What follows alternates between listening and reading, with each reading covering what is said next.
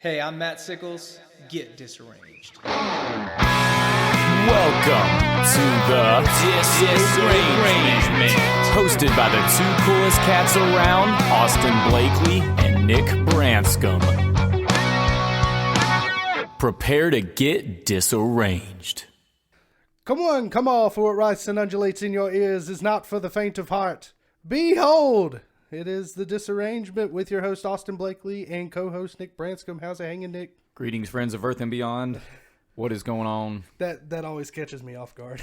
Yeah. Even though you said that's going to be a normal thing, it catches me off guard. Well, I guess my catchphrase has not caught on. Has it caught? Just Well, I yet. mean, I should expect you to say it, but it just keeps catching.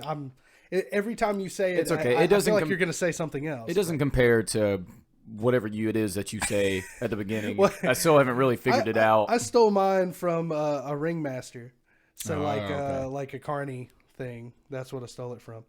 But so Nick, do you like to sing in the shower? Yes. Well, sometimes. You do. Until like you get soap in your mouth, and then it's a soap opera. I really think we should just rename this podcast the Dad Joke Podcast.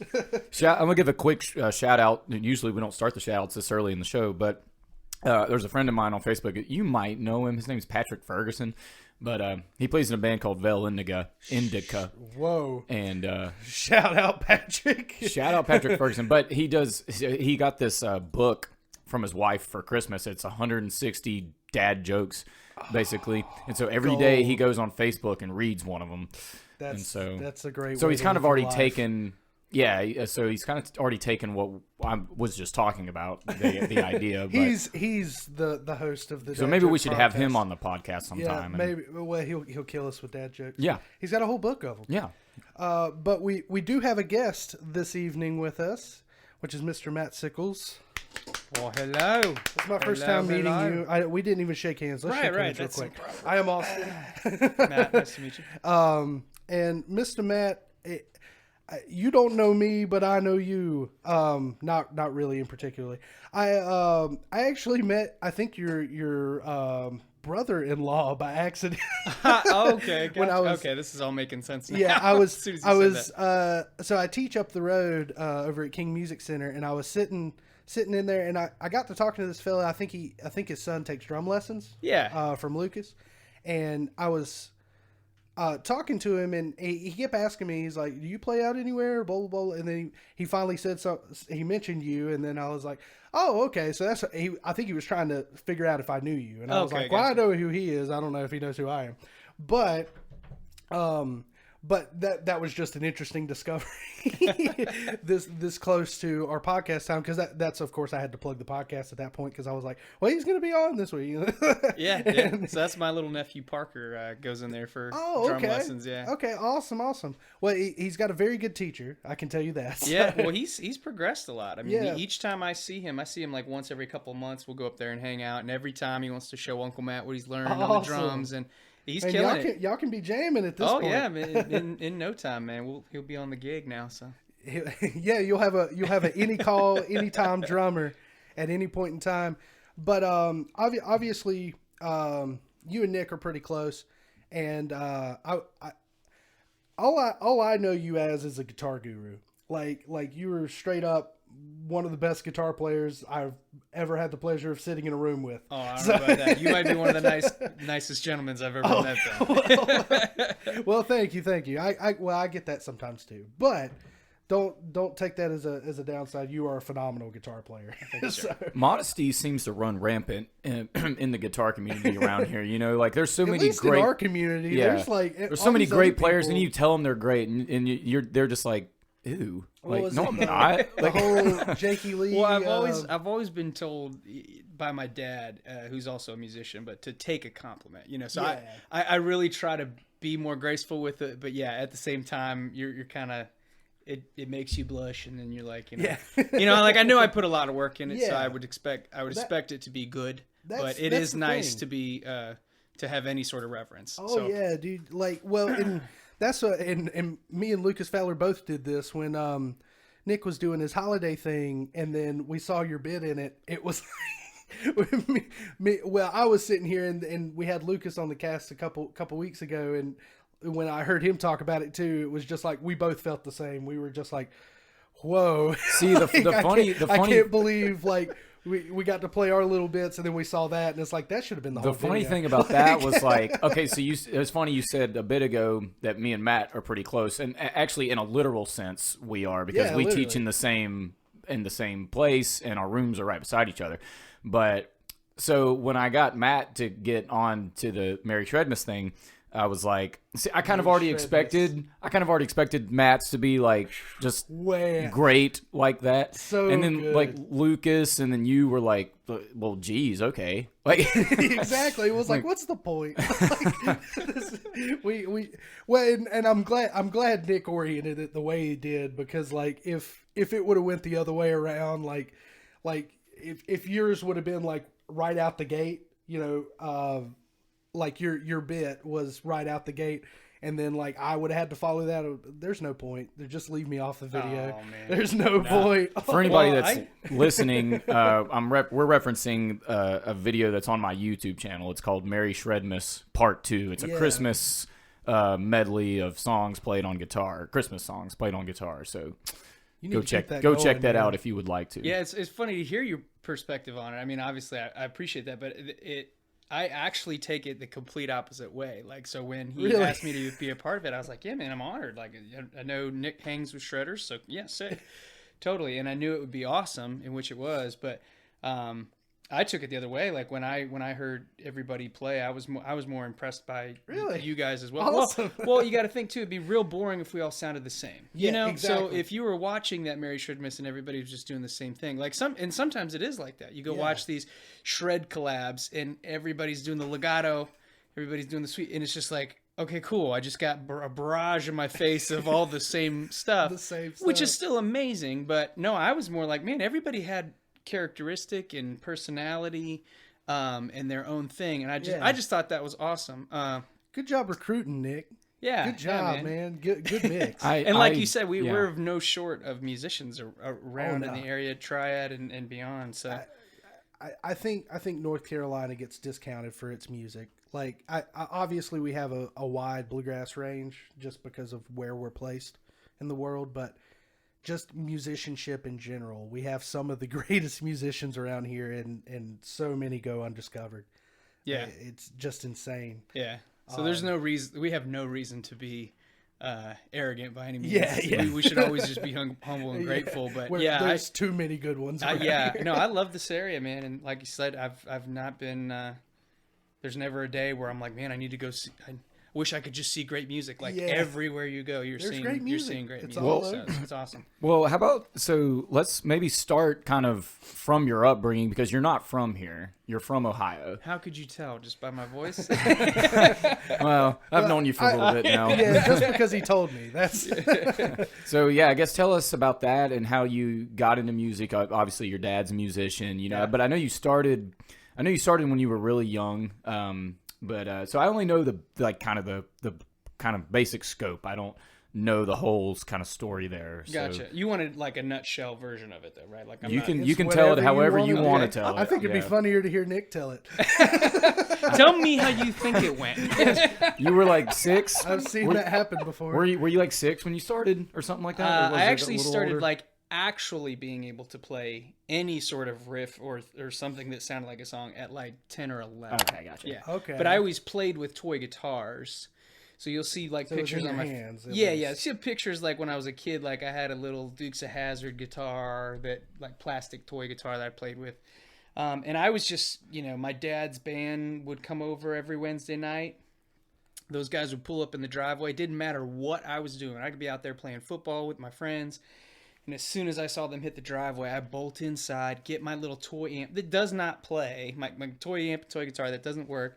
I would go sit down on the banisters, like in the basement, and watch them play and just try to play along. And like nothing was That's happening. so cool, though. Yeah. But I loved so it. And I would cool. stop whatever I was doing. Wednesday night was like, no, we got band. I thought I was in the band. Yeah, Like I was yeah. truly That's convinced. that's how You've you. been taking it serious. Well, that's what I was- since you were That's what I was 6 gonna say. at That's least. how you know that you're getting into music for the right reasons. You know, because you're just sitting there feeling the music, even though your Feeling toy it, instrument's forcing not. yourself into it. Yeah, it's not making awesome.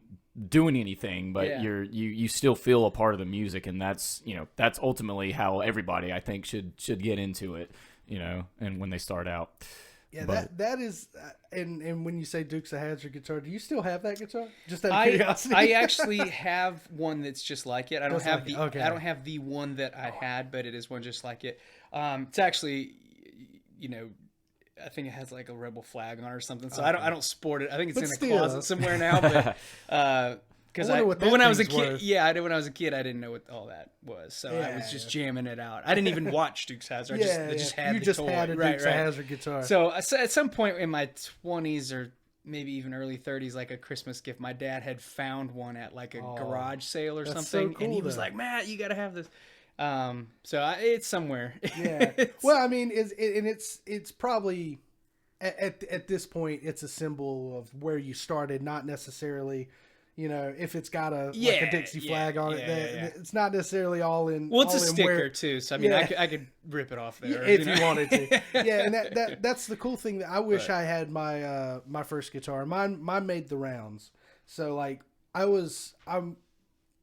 I'm one of the older cousins, if you could think of it that way. So like my guitar, I was the first one with a half-size guitar that actually had a working half-size guitar, and then that guitar got spread Right. all the way down the line, and there's no telling where it's at now. But you know, I think Nick, now you don't have your first guitar, do you? I guess, yeah, The it depends what definition you of my consider. first guitar is kind of weird. Like Oh. I had my very first guitar, I guess technically would have been this little small all black Epiphone mini guitar and it was like one of those packages that came with the small amp and stuff. I got it for Christmas when I was probably 6 or 7, and Is it long didn't gone? yeah I didn't take it seriously then, you know. Okay. But then when I did start taking guitar seriously, it was funny. The funny thing is that actually my sister Megan was the one that started seriously taking guitar lessons first. Like Dad started teaching her, and she had this little pink Indiana acoustic guitar, and it actually looked like a classical guitar, but it had metal strings on it. Okay. But strung up steel. she quickly like wasn't into it. Like Yeah. it didn't last very long. So Lasted a month or so. when and I then told my dad that I wanted to start playing like randomly out of the blue one day, and he was like, okay. So he gave me my first couple lessons on that pink acoustic guitar, and I think like a couple weeks later, you know, he like put a like an Ibanez G10 or I don't know what it was called, but on layaway at Shannick's, and so that was technically like my first guitar where I started learning my first songs and stuff on it, and then I had that blue Strat after that. Is the pink Indiana around at all? No, I don't think so. Okay. Well, I just thought that would have been cool. There's a blue Strat that Nick had, and it was just a Mexi Strat, but we actually knew the guy that ended up with, and me and him both have tried so hard to get that guitar back, and the dude just he like fell off the face of the earth. Yeah, he's a mutual friend of ours, and he's- we can't seem to get in touch with him. Yeah, you know, we've tried, and he's even talked about it. Like we're like, if you ever need money, like Yeah. like as soon if something happens, because he's Gas not, is getting high, man. yeah, Yeah. he's not paying. Sell me that I Mexi had- Strat. and it was He's a got a kid and stuff now. And, it's the finish on it. It's Carolina blue, and it's like a HSS setup, but with the Carolina blue, I had these because like college wise, I'm a Tar Heels fan, so I had like some Tar Heels stickers that I stuck on the front and back of it, like in the later, you know, part of the time that I had the guitar, and then I don't even remember what I ended up doing with it. I don't know if I took it back to Shannick's. well, I guess or he got it from something. Shannick's. Yeah, it he somehow would've got ended it up from there. Shannick's. So, yeah, it went back for whatever reason, and then that dude ended up with it. And then I had probably 3 or 4 buddies that ended up playing that guitar, just kind of loaning it Yeah. from him and stuff. But it was just funny that guitar was around, and that was kind of I was kind of joking, going, I'm gonna get it, because I end up with a lot of instruments that my buddies have had, like that PRS down there. That was, he found it first, then it ended up going to Austin Needham, and then it found its way to me. But I was just gonna find it and not tell him about it, and just find it and go, Nick, look what I found. Yep. And then I couldn't get it off him, so I eventually said something about it. I'll bleep that out. He's got that guitar, and then Nick was like, "Well, now I want it. Now I want to go get that guitar back." But so was guitar always the instrument? Has that always been the dream, or was there other instruments? Or Yeah, so it's weird. Like my dad, because I always get this question. Like my dad plays drums, my brother plays drums. How did I end up they're drummers. Yeah, how did I end up playing guitar? So I mean, your dad's naturally, like, for most of us, your hero. Especially. Yeah. So when I would go down on those stairs, it was just like there was never 2 drummers in a band. So, like, even though he's my hero and I want to be like him, it was like, well, I'm going to have to play something else because there's not 2 he's the drummer. drummers. Right? Yeah. Okay. So I was thinking about guitar also, watching Back to the Future just, like, made me all gung-ho about that. Well, then finally... that'll do it to you. Yeah, finally, when I was about, I guess, 10 or so, we would always go over to my grandparents' house on the weekends, and my dad would go out and play on the road or whatever. And... or go play for the weekend warrior kind of thing. And so we go to Grammy's house and Grammy and Papa's house, and they would always play with us. We had some neighborhood friends, but just like one day we were always wanting to go up their attic and find shit, Yeah, just go through their stuff. Just go find old because G.I. they're your Joes. grandparents. Yeah. It was just such a cool place. Well, one day we, go look under this one bed and we find this guitar case, pull it out, 1962 Fender Jaguar. Ooh. Which we didn't know that's what it was. We just went, oh, guitar. Electric guitar. Yeah, now knowing what it is, like, oh my God, that's amazing. But so we found out, Grammy played. And that's how my dad got started, was when he was a kid, he would play with my grandmother. And she grew up in West Virginia, and they learned all back porch picking kind of thing. Like, none of them were able to read music or anything like that, but they just picked up. Yeah, you just taught it to each other. So it became, I was like, well, I could probably do this. I could probably actually play. Grammy could teach me. So then it was every weekend I went over there, she was showing me stuff. And she would just point and tell me or play something and be like, it's one of these. And she would reference it audibly, and I would just go, oh yeah, I've heard something like that before. And so I would just repeat whatever she told me to. And every week I'd go home, practice. I think I had like a Terminator Supersonic 2 at the time with like the built-in speaker with the that's nice. cool too. Yeah, so that's cool. I practiced on that piece of crap for a long time, and then I'd go over to Grammy's, learn more songs, and basically every week, whatever song she gave me, I came back the next week just roasting it, and I was just so dead serious about it, right? Stuck. And then finally, it got you. The bug. Yeah, finally, I got to a point where I'm practicing, but I don't think my dad believed me because I sounded like crap because my guitar was crap. Yeah. It was like that one scenario where it was like, I think it wasn't me, it was the guitar. So we were at this, not Ma and Pa shop, but our little music store that we had in Akron called Lentine's Music.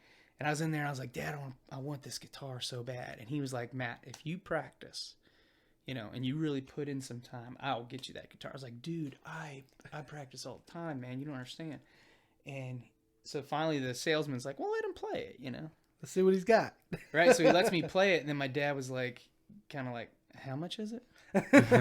And then I think we put it on like 90 days, same as cash, and paid it off. Yeah. But he got it for me, so Heck yeah. That's kind of how I got started. So my Grammy was my first teacher. I've told that story a lot. Most people know that story, but well, that's really cool too, because it's, as you know, with both of us, I mean, we find it case by case. Is most of the time it's a family thing, right? That's the way music somehow jumbles, and it's very few times that it's just like a person that wanted to go get it. And it's not discounting them as a musician or anything. It's not that they're worse. I'm just saying that a lot of the times it's family, and it's cool to see that it was actually your grandmother that got you playing guitar. Which I've always thought that was really cool. Blows my mind too. So. Yeah. Not to say that grandmas can't play guitar. Grandmas need to play more guitar. I'm just saying that like that just surprised me. That surprised me a lot. Well, I think it throws everybody off too, because if they've heard me play, they don't associate that with, So like the things I do now aren't necessarily like the way she taught me, but like the solo jazz guitar stuff that I do, that's very much like how she played the Chet Atkins, Joe Pass. It was probably music that was like kind of popular back in her time. Yeah. So I do have this side of me that's like shred balls, and then I have this other side of me that's like very old school, just play a song, just keep the bass going, keep the chords going. That's kind of how she played. And that's the stuff that I've seen of yours, that's the stuff that has amazed me the most. So if that tells you anything. Yeah, and it's funny because that stuff comes the most innate to me. Really? It's weird. And like I said, I only learned like a few songs from her back in the day that were like that. And then I just in college got real into Joe Pass and studied it, transcribed all that stuff, and then just tried to do it on my own. It just came natural. But like all the shred stuff felt like it felt like you were constantly like training to compete. That's just how shred is, like you're just, when I was in school and in college, it was like, okay, well, let me sit with the metronome and do my sweep arpeggios till I vomit on myself, just so you can keep up with the gang, just so you can keep up with the Joneses. And then finally, once I found this, I was like, man, not a lot of people go down this road. Yeah. And I don't have to do these sweep arpeggios. Yeah, and luckily I did it so much they just kind of stayed. I don't really practice it anymore. It's just kind of residual left over. And it comes out rears its ugly head from time to time. But no, I just loved it. And the more and more that I've had opportunities to play in front of or amongst amazing guitar players, that is always the thing that turns everybody's head. Yeah. Like if I shred and do all the things that everyone else does, no one looks. You do the one thing in the room that no one else is doing, and it ironically is just playing songs. That's exactly what it did to me, man. Like it tends to get their attention. Yeah, that style, it's more of a, and it may be drawn from the circumstances of people, I guess, being around, because it's to me it sounds like you could literally be a one instrument act. Like you don't need a band for a lot of the stuff. He has known that. That was a couple of the first time I saw Matt, was like just him by himself doing instrumentals. It sounds absolutely like you just don't need it. Like if there was a drummer, a bass player, anything, it would almost take away from what you're doing. And so that's what blew my mind. It's just like he just doesn't need anything. And one thing, I'm over here, I'm like, nope, I need a band. If you ever go and watch Matt play solo, one thing that he does is that he makes you listen, because he covers songs like instrumentally, but he makes you. It's like you make people listen for it, like for the certain melody that's in the song that's so popular that everybody knows. It's like you arrange it to where it's. You make the listener go, I think I know what that is, but I know that song, and you put your own touch on it. Yeah, they're not confident, but they're like, I think that's what it is. Yeah, exactly. Like it's not so obvious, right? Some people that cover songs make it really obvious what they're covering, right? Mm-hmm. That's basically what I do every single time I play a gig. Not exactly. But Matt really makes you like listen to what he's doing and what he's playing, and then it's like a reward at the end. That's that song. I got it. Yeah, I got it. So that's so funny you say that. I've played so many like dinners where you're just fly on the wall, right? Like they don't even. Most of the people just don't even understand like the difficulty of what I'm doing. Not to pat myself on the back, but like they just can't even appreciate it. They're just eating their dinner and drinking their wine and getting out of there. But you get that occasional table where you can see them like grooving. Yep. You can see them over there thinking, and they come over at the end of the night and they tip you, and they're like, "Yeah, we were just playing like name that song all night long." Yep, like exactly. That's a good way to. That's a great way to put it. They had such a blast because of that. Not just because I performed it, but they're like, that just made the night fun for us. Like, let's try to guess what they this had guy's. A thing going. Yeah, that is so cool too. See, I can't even imagine. Like there have been times where I've been able to do stuff like that. But it's almost the exact opposite as to what you've said. Like, it's one of those things that I'm forcing to pull something out that's just not there sometimes. So a lot of the times when I'm, practicing or trying to get good at something, if it goes to the point to where I'm just like, I'm mad and I'm getting irritated at it, for the most part, I will ignore that style of playing. So it's not like necessarily that I don't want to do it. It's like I definitely do. It's just like, what do I have time for today? Right, You right, know what I mean? right. Sometimes, so yeah. it isn't, and not to say that I can do all the shred stuff fine, like absolutely fine. There's a lot of work that comes into stuff like that too for me. But there are, like, especially you were saying, like, legato stuff. A lot of the times I don't have issues with legato stuff. I don't have to sit with a metronome. I can go listen to a solo, like, and Nick could kind of vouch for me on some of this stuff. But now back in the day when I was learning a lot more songs, like, there's a lot of Marty Friedman stuff that I wasn't struggling with because I just had some sort of legato bit in my left hand that was catching on some of it. Now there is some fast pick stuff that I was having more trouble with, but especially like that and Joe Satriani stuff and stuff like that, where it's like those licks that sound incredible, I'm not struggling with. But that's it, is what I'm trying to say. Like I could sit there and do legato all day and it just sound terrible. and you're saying you can just naturally just pick out these songs and it literally be something complete. Like that astounds me. Is there any practice time? Like, is there any? Yeah, I mean, for sure. Okay. So I don't feel quite as bad. No. I don't mean to make it sound like I did it without practicing. I meant more just, it came more natural to me than other things. Didn't take me as much practice. But the key is you're always practicing. I can't do anything my hands haven't done before well. Sometimes I might be improvising, like our whiskey box stuff. It gets pretty, I mean, we've gotten to a point where we're honing in, like we're just trying to play what we heard in our head. So you are going to fall on your face when you try to play what you heard in your head for the first time. Exactly. So, but we welcome it, and that's how we get better as a band. We learn, and that style is more welcoming to it. But I definitely have to practice. The hardest part about solo guitar is repertoire. Is just having hours of it. It's not so bad. If you're like, call upon at any moment. Yeah, right. In week after week, gig after gig, and differentiating the gigs. Like this is what's the hardest part for me, is like somehow I got myself into this pickle where it's like you're lucky to get associated with someone who may not have met you, but they're like, dude, I just heard your guitar. I think you said guru. Whatever somebody might say about you, right? You run into people, dude, I just heard you're like master shredder of guitar, whatever it is. But what they don't understand is, like, I also struggle mightily with juggling all the different styles that I play. So though that comes across as like, man, he can do everything. And for me, it's stress and anxiety, because I'm like, I got to be the best. I got to be the best jazz guitar player, and I'm not one. But I play jazz gigs, and then I get associated with, well, he's Matt, and he's supposed to be amazing.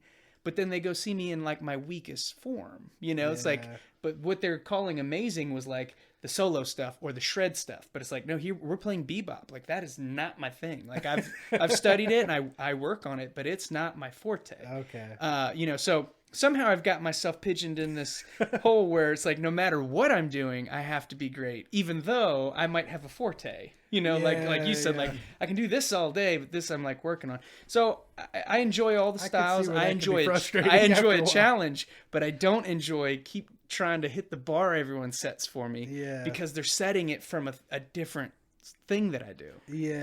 I think for me, it's, and this is something that I kind of still struggle with, but I feel like I'm getting a little better with it, is like, and it comes from knowing someone like yourself who, like I said, your room is like right beside mine where we teach, and I get to hear you're playing all the time, which is like, honestly, that's what he said. He feels like he's getting was that on the last podcast? Yeah, I said on one of the podcasts, I was like, I feel like I owe you some money, because sometimes if I'm like waiting for a student, you did mention a check, but I'd be like listening into your lesson and like learning like whatever it is you're teaching.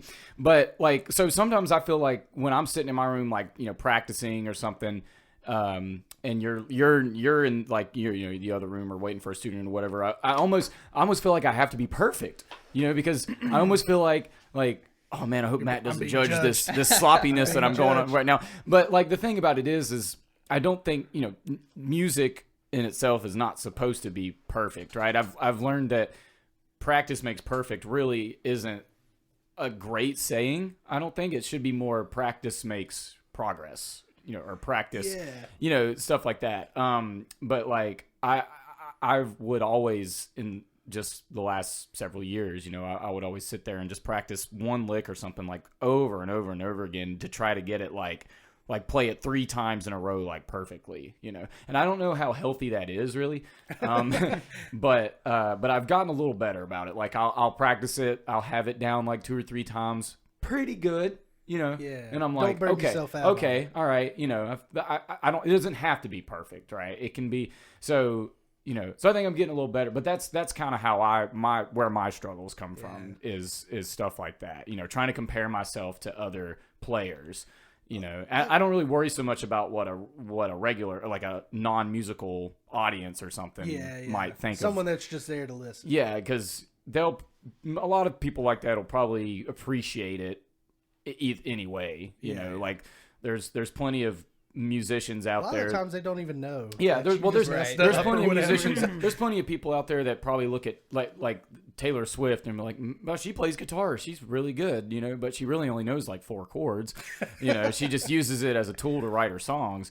So, but that's what I'm saying. Like a lot of people, just out having a drink or whatever, like probably don't care. Like you were saying earlier, they're just there to have dinner, and drink wine or beer or whatever it is.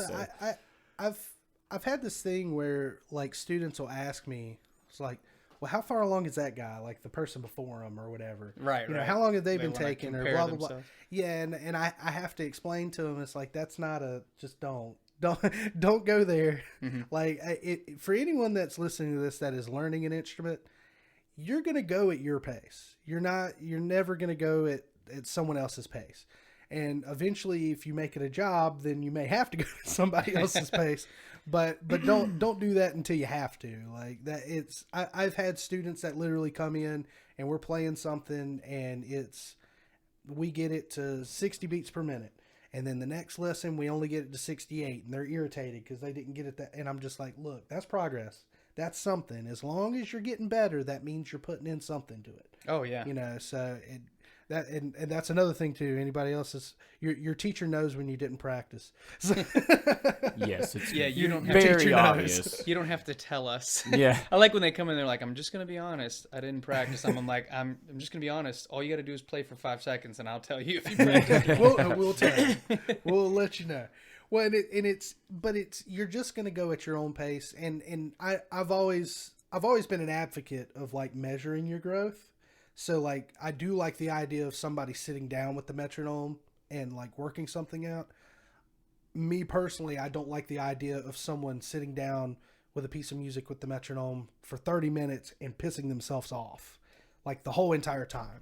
So it's like, okay, I know you needed to get that 30 minutes in, but maybe 10 minutes in, it would have been smart to take a break and come back to it and give it another 10 minutes and then take a break and something like that. Increments. Yeah. That's what I think you were saying you were kind of guilty of. Like this, there's no telling how much this guy practices. Like and you may be better about it now, but I mean, I've seen you in like moments of like stress, just going, I've played too much today or something like that, or sang too much or something. There's been something that you've gotten to a point to where you're frustrated with it. And that, to me, that's unhealthy. And that's what I was saying. The thing about that's what I would call unhealthy. The thing about it is, it probably, whatever I was practicing probably didn't even sound bad, but to me, it didn't sound perfect. Exactly. Right. Like he'll be at rehearsal and he'll be like everybody's like smoke break time and he didn't nail a solo. So he's in there just, he's repeating that solo over and over and over. And it's like, Nick, give it a break, either, man. So. Give it, well, and that too. But it's just like, but at the same time, like, and you can just hear him go, ugh, like he's frustrated with it. And it's just like, there's been a few times where we've played live where you probably didn't notice it, but like like there's been a couple times where like whenever we would play The Devil Went Down to Georgia, those like beginning solos and everything have to be pretty precise. Yeah, if me and him don't line those up, yeah, it sounds like shit. So there'd be a couple times where I would screw it up, and then I would literally get so frustrated, and then I would turn around and just yell "fuck" like at the top of my lungs. I never noticed that. Yeah, Most of the time, it's happened a few times. If I heard something wrong in that song, I always thought it was me. So, No. but he's right. That's probably one of the few songs that if we're not on it, it just ruined the song. And if we don't hit it on the next one, I'm pissed off. I'm like, damn it, should have practiced more. But so also too, as a, I know there are a lot of things that you do, but would you say that there's something that's primary, or is it just musician is the primary, just everything all inclusive? Yeah, I think probably for me at this point, maybe when I was younger, I was a little bit more like specific, like, oh dude, he's a great rock guy. I went through that stage where hence I got moved here by an 80s band hiring a guy to shred Van Halen all night. And is that how you got here? That's how I got here. But that's what I was doing at the time. I was so cool too. I was playing all the 80s. I wanted to ask you, were you playing in bands and stuff when you were still living in Ohio? Yeah, well, so I was in Ohio and I went to school in Atlanta for a year. Okay. So it's like a 2-year program, and when I went and auditioned, I tested out of like the first year. So I only had to go the second year of it. And so and it saved me some money too, because I wasn't getting much funding from anywhere else, right? So that was nice. But so what I did was I went part-time while I was down there, so I could work a day job, which I ended up just teaching at a music store, and then I was practicing 10 hours a day. Yeah, and I did that for about a decade. I was in Atlanta for a year, but I practiced 7 to 10 hours a day for about 10 years. You made the mention of me practice. I was about to say, I don't think it was ever been as much as Matt. 7 to 10 hours a day. Like I know. You got to be single. Okay, gotta be single. Or have a long distance girlfriend that didn't work out. That'd be more of my scenario. Okay, you got to talk to her on the phone a little bit, but the rest of the day you're Other free. than that, it's time to play guitar. Right.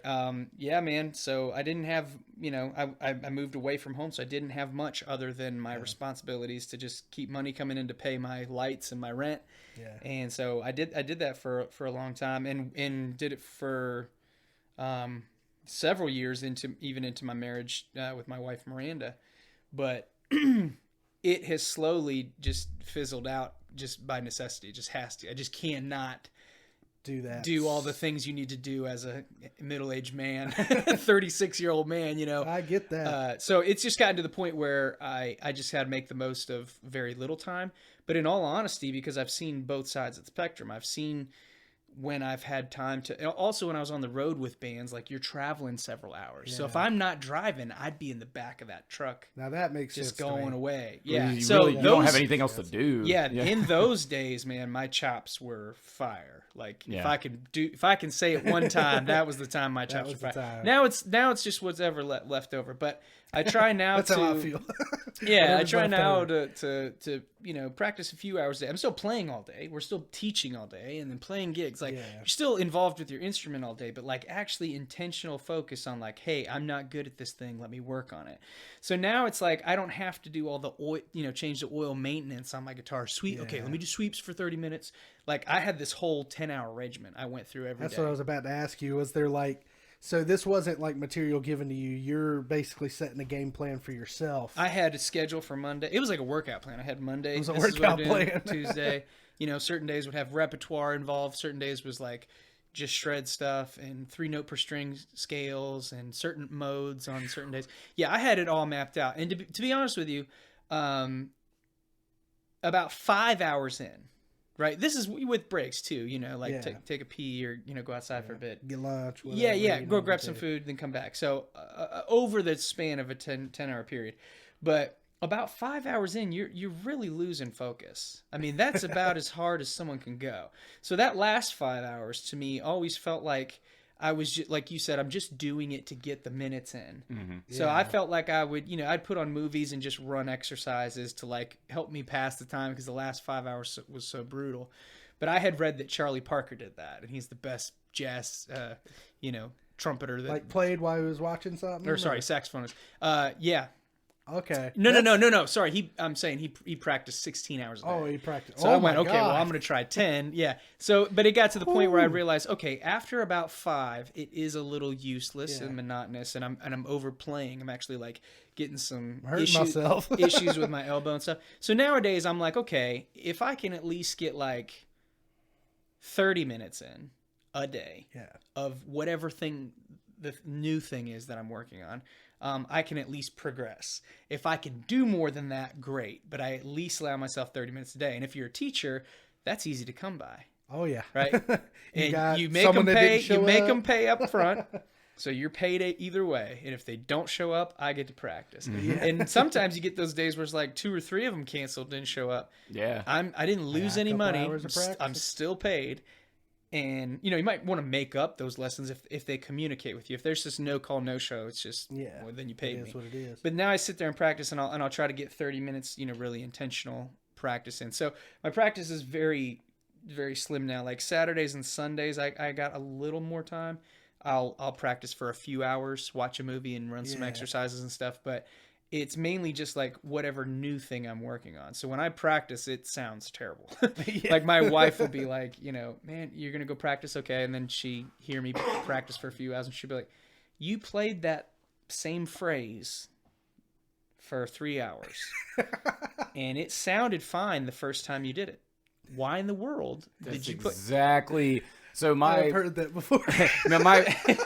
me and my current girlfriend, we don't live together, so she doesn't know. But when I lived in a house with my ex, like actually a very specific example was Needham. Me and him, you know, we play in our group called Docentes, and he wanted me to learn "Never Going Back Again" by Fleetwood Mac. Oh yeah, and I remember when you it's basically just a Lindsey Buckingham song, is what it is. It's just him playing guitar and him singing, but the guitar on it, and there's not a lot of parts to it. It's a short song, but the few parts that are in it are just crazy, like stretches and finger picking and stuff like that. I mean, it's Lindsey Buckingham, and when he first showed the song to me, I was like, "You're crazy. There's no way. There's no way." But then I got into practicing it, and I was like, you know what? It's a challenge. I'm gonna do it. I'm gonna learn it. And I would practice that song like every single day for months, you know, trying to get it right. And my now ex would be like, it's like, what are you doing? I'm like, Sounded fun before. what? And I'm just like, I'm trying to get it right because it's so hard to play, you know. Like, and then I got to play it live, so like, I don't, you know, definitely don't want to screw it up there, you know. But yeah, I totally know where you're coming from with that. And once me and my current girlfriend start living together, it's probably going to be. She even told me, you know, a couple weeks ago, she was like, I bet you when we do live together, I'm gonna actually want you to like go to band practice or just get not out be of the here. Yeah, not be here. Not be here. yes. Yeah, That's definitely. what I used to get that from my mom. My mom was just like, sounds good. And I'm just like, no, it doesn't. But my thing is, did it feel good? You know, Yeah. so when she'll say that to me, and I'll go a few more hours playing that same phrase again, still nailing it audibly. You know, if you're listening to it, you're like, man, I don't hear the difference. Sounds like you're doing it just as good as you did before. But to me, if I'm not in control of it, you know, Yeah. so I could play something 3 times in a row and nail it, but still feel like, man, at any point, I always feel like I'm running downhill. Yes. And a little pebble is going to, you know, especially when you're playing an aerial assault of notes. You know, we know this to be like, we're running downhill and we may land or not, and we may tumble the whole way. So I try to get to the point where I feel like I'm in absolute control of that running downhill.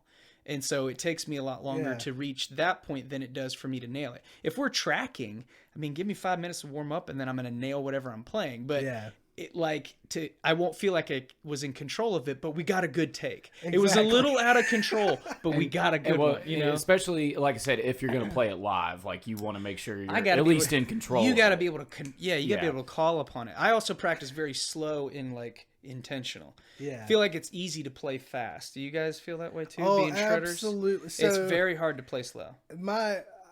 As you were saying, if it feels like you're running downhill, I feel like all of my best moments have been running downhill and like stumbling and tripping and then somehow standing up again, and then like that's all of my best moments have been that way. Like, and then someone's like, "What did you do?" And I'm just like, Don't know. Made it down the hill. I'm happy. Like, Yeah, that's everyone's fine. No one got hurt. No one got. I didn't get hurt. Sometimes it ends terribly. I mean, actually, the majority of the time it ends terribly. But there have been some of the coolest stuff I've ever done that have somehow been captured on video, and I'm just like, have no idea what I'm doing there. Could never replicate it. And if I sat there and took it note by note, maybe. But I don't know if it to me, I don't know if it'd be the same if I was able to grab control of it. But I guess that's the nature of those moments. Yeah. So like, as you were saying, more of a shred style kind of guitar playing, like I almost felt like it was better that I was just kind of throwing myself down the hill. And you know, maybe it's just like that for certain players, you know. I mean, Yeah. if we look at Van Halen, I mean, I feel like that dude he knew everything he was doing all at the same right? time. You feel that way. Yeah. You feel that way, but when you listen to it and when you try to learn it yourself, and I remember getting the tab books, you know, going out and getting the Van Halen, best of Van Halen tab book and trying to make sense of 13 over 7. I'm like, Jesus there's no Christ. way this dude counted it. I think what happened was he flailed and he, you know, in certain Maybe moments. he just got natural to his flailing. Like No, that's you what were I mean. saying. I just think some guys can, and I've got it a little bit in the rock sense. Yeah. You know, in the jazz and fusion world, it's a lot more like people make you take responsibility for your notes a little bit more. I feel like you're probably judged a little bit more. Your in note that- choice, yeah, that sort of because they're situation. looking for the clever note. You know, Right, that's yeah. kind of what that style does. But in rock, it's a little bit more welcoming to flail and kind of land and. You know what I mean? hope. And hope and pray. And Hope and pray. Hope and pray. Yeah, I don't ever listen to someone playing in the context of rock and hyper vigilantly like scrutinize them. Because that is the style. That is how it is supposed to be played. And I think, like, I've made a post before that you, like, commented on or something. I was talking about Angus Young. And, like, he's not doing anything special.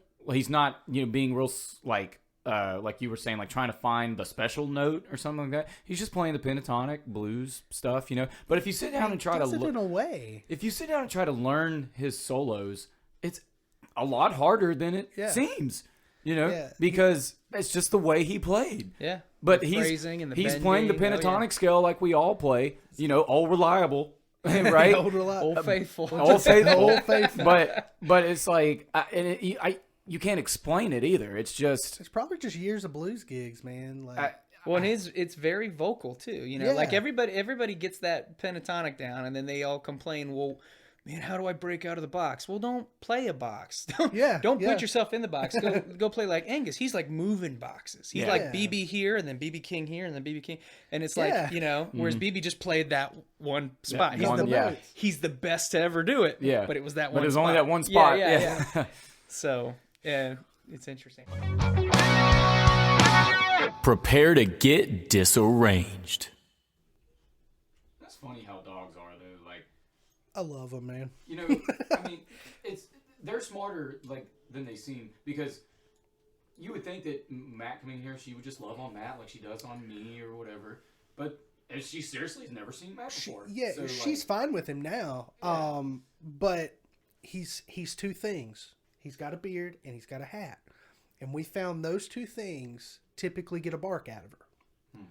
And I think it signifies a male or something that she's experienced. Like, I remember Tyler was all covered up that one time, and that was probably one of those moments where we were just kind of worried because we had never seen her act like that. And we're like, Tyler's he's the most cool and chill dude. You know, why is she reacting this way to Tyler? And as soon as he took everything off, and me and Needham petted him like a dog, and she was fine with him. But I think it's hats and beards. She's barked at me before like that, where she didn't recognize me, like I was in a beanie or something. She didn't recognize me, and I was over at Mama's. She freaked the hell out. Yeah. She did it to. It's a male thing. It's not a female thing. She's cool with all girls. But see, now, she's not reacting to him in any. I was just trying to say that my dog, he was saying it's kind of interesting how smart they are. But I think it's the hat beard combo. I figured, like, she's even done that to me before when I've been over at my mother's, and I just walked straight to the backyard. I didn't walk through the house. and she barked and acted like she didn't know who I was. And then when she got up on me, she was like, "Oh, Yeah. okay." Yeah. But not yet. They're weird, man. I'm just lucky she's not aggressive. That's the thing. She's a report dog. She's not an aggressive one, which is awesome. But should we stay on the topic of music? Hey man, if that's what you're Here, I'm gonna. that's what we're doing. Insert another. I mean, that's what we all have. So that's what we all have in common. We play strings And we're back. and have wood. We play strings. We all and have wood and bend them wires. Yeah. bend wires. And G strings. Turn it up to 11. So random though, like so I watched this YouTube video yesterday, and it was the title of the video was Mind Freak was worse than you remember. Talking about Chris Mind Angel. Freak. I love that show, man. Yeah, you do. If you do go back and watch it, it is kind of cheesy sometimes. But like, so he was showing, he was like reacting to an episode of the show, and it was a part of the episode where Chris went into a local music store in Las Vegas, and he was making like a corny dad joke. He was standing there at the counter, and he was doing a trick that involved him, taking a guitar string and putting it in his mouth and doing something with it, and like pulling it through his. I think I remember. tongue Yeah, or he pulled it through his something tongue. like that. But he said something like, "Oh, so I need you to give me a guitar string," and the guy gave it to him. He's like, "Oh, I was hoping it would be a G string." I was like, Chris Angel with Good the job, dad Chris. jokes. Good job, Chris. Now, the whole Chris Angel thing I remember is, 'cause I remember I was probably, 12, 13 Yeah, when it that was like popular? he said yesterday. It ran from 2005 to 2010. 2005. So we would have been like, I would have been like 11 Yeah. when it started. Yeah, so right around that, I remember like telling my friends, "Dude, that shit's real." That shit's real. Like, just acted. He pulled a quarter out of his arm. Oh my god! Like, he flew. He's Like, and people like so. he People are cut a like, dude in half. yeah, people are like saying like he was so corny, and stuff like that. The thing you have to He understand did sort of is, ruin magic there for a moment. well, the thing you have to understand about it, I don't know if I'd call him a magician. You call him an illusionist. He was definitely an illusionist. Yeah, for sure. because it's like we all know what he's doing is fake, to some extent, but it's like, Smoke and mirrors. it's the way you portray it that makes it believable, right? Yeah. Like, so. It would have been a lot better if he wasn't a douche. Well, the dude did mention he was a famous magician in 2005, and he liked to take his shirt off a lot. Yeah. Because he was ripped, Like magicians, I love magicians too. That's another thing. But most magicians are weird. They're not douches. Like, they're not assholes on purpose, but Chris Angel kind of was. He was always just kind of like he was a dick to his producers. He was a dick to his crew. He was, he was just he was Axl Rose.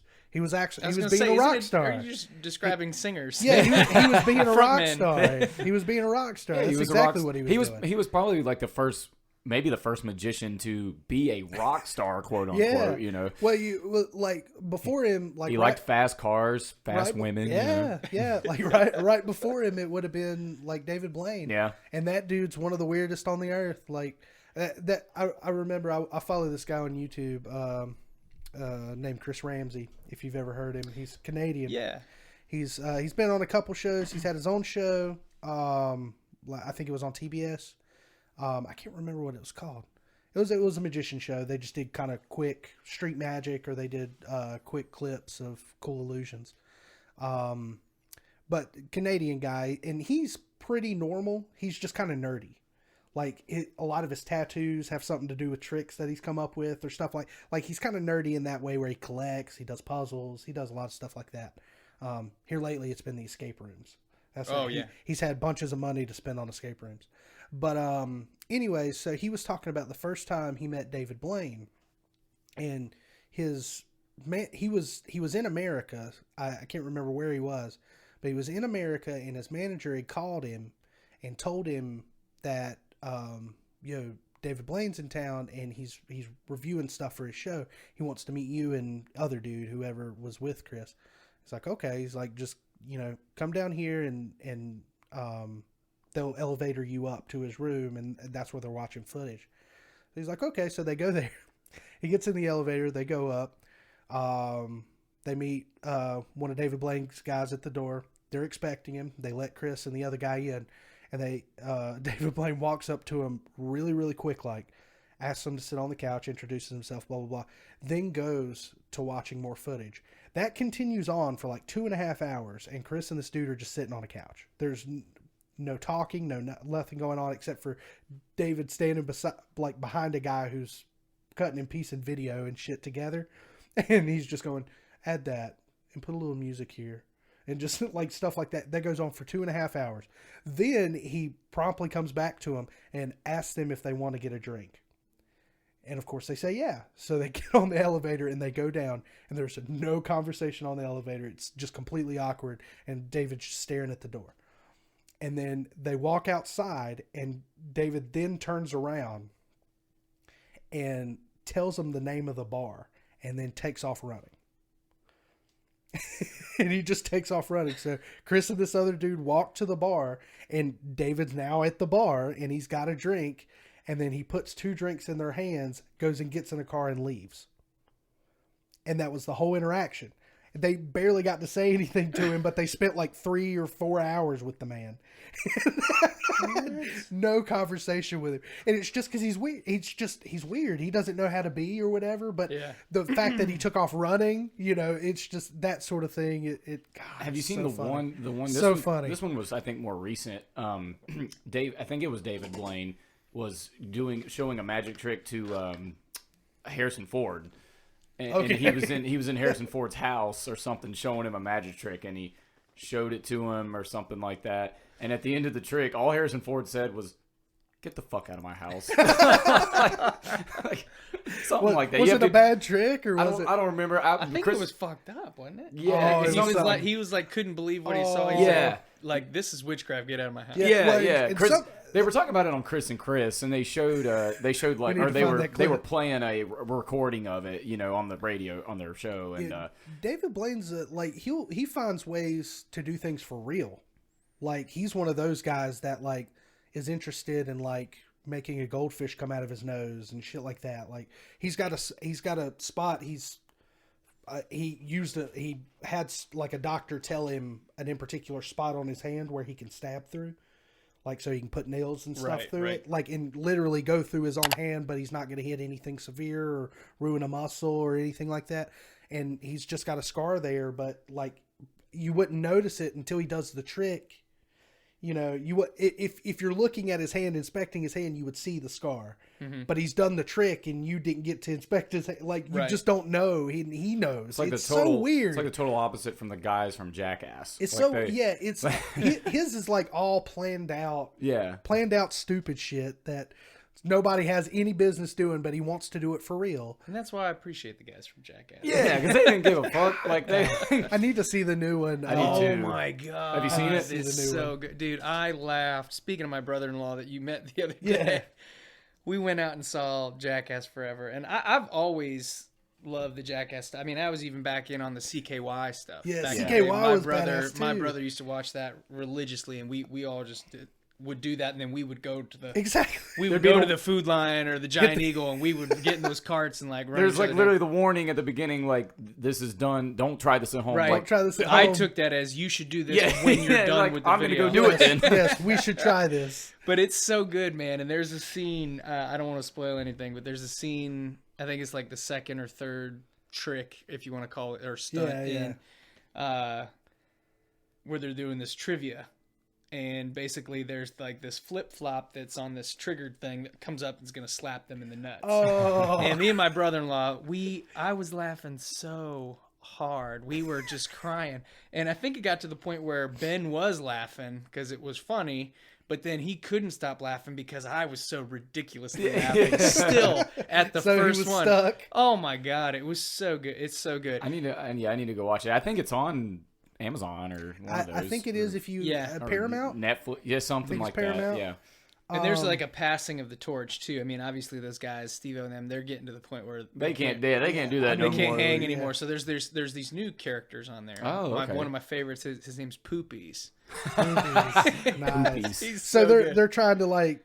I think basically- they're recasting. Like Johnny Knoxville will always be like the host of the show, but he even does less stunts. Like you can just see like certain guys still did stuff. Like Preston did very little, but was still Poor present. Preston. Yeah, but Preston, Preston. he just can't hang anymore. But they got another little guy that's like the new Preston, and he's Okay. dope. You know, he does all the stunts. He's not afraid of anything. So yeah, definitely do yourself a favor and watch that. I need to see. Cody messaged me over the weekend, and he literally said, "Well, it was random as hell too." So after watching all 4 Jackasses in a row, I can say that Chris Pontius is probably my favorite. Honestly surprised that in 20 years, only one of them has died.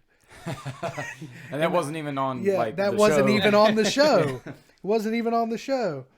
And then, but it was just kind of interesting, Cody bringing that up, because he likes some of that stuff. Like I saw CKY on my own and had no idea that Jackass was a thing. And actually, Cody's mom. I think it preceded Jackass, did it not? And then Johnny. Yeah, because Knoxville wasn't that hooked a up Bam with him. Margera thing? Right, yeah, right. yeah. So CKY was like a Bam, his brother, and his friends. And like Ryan Dunn's Yeah, part Ryan of that. Dunn. Rab himself Rab was himself, in that. But so I saw that stuff, but probably around the time Jackass was out is when I saw that. Oh, okay, gotcha. So I got through it. I was a skater at one time, so like that's kind of how I got into all that. Skater boy.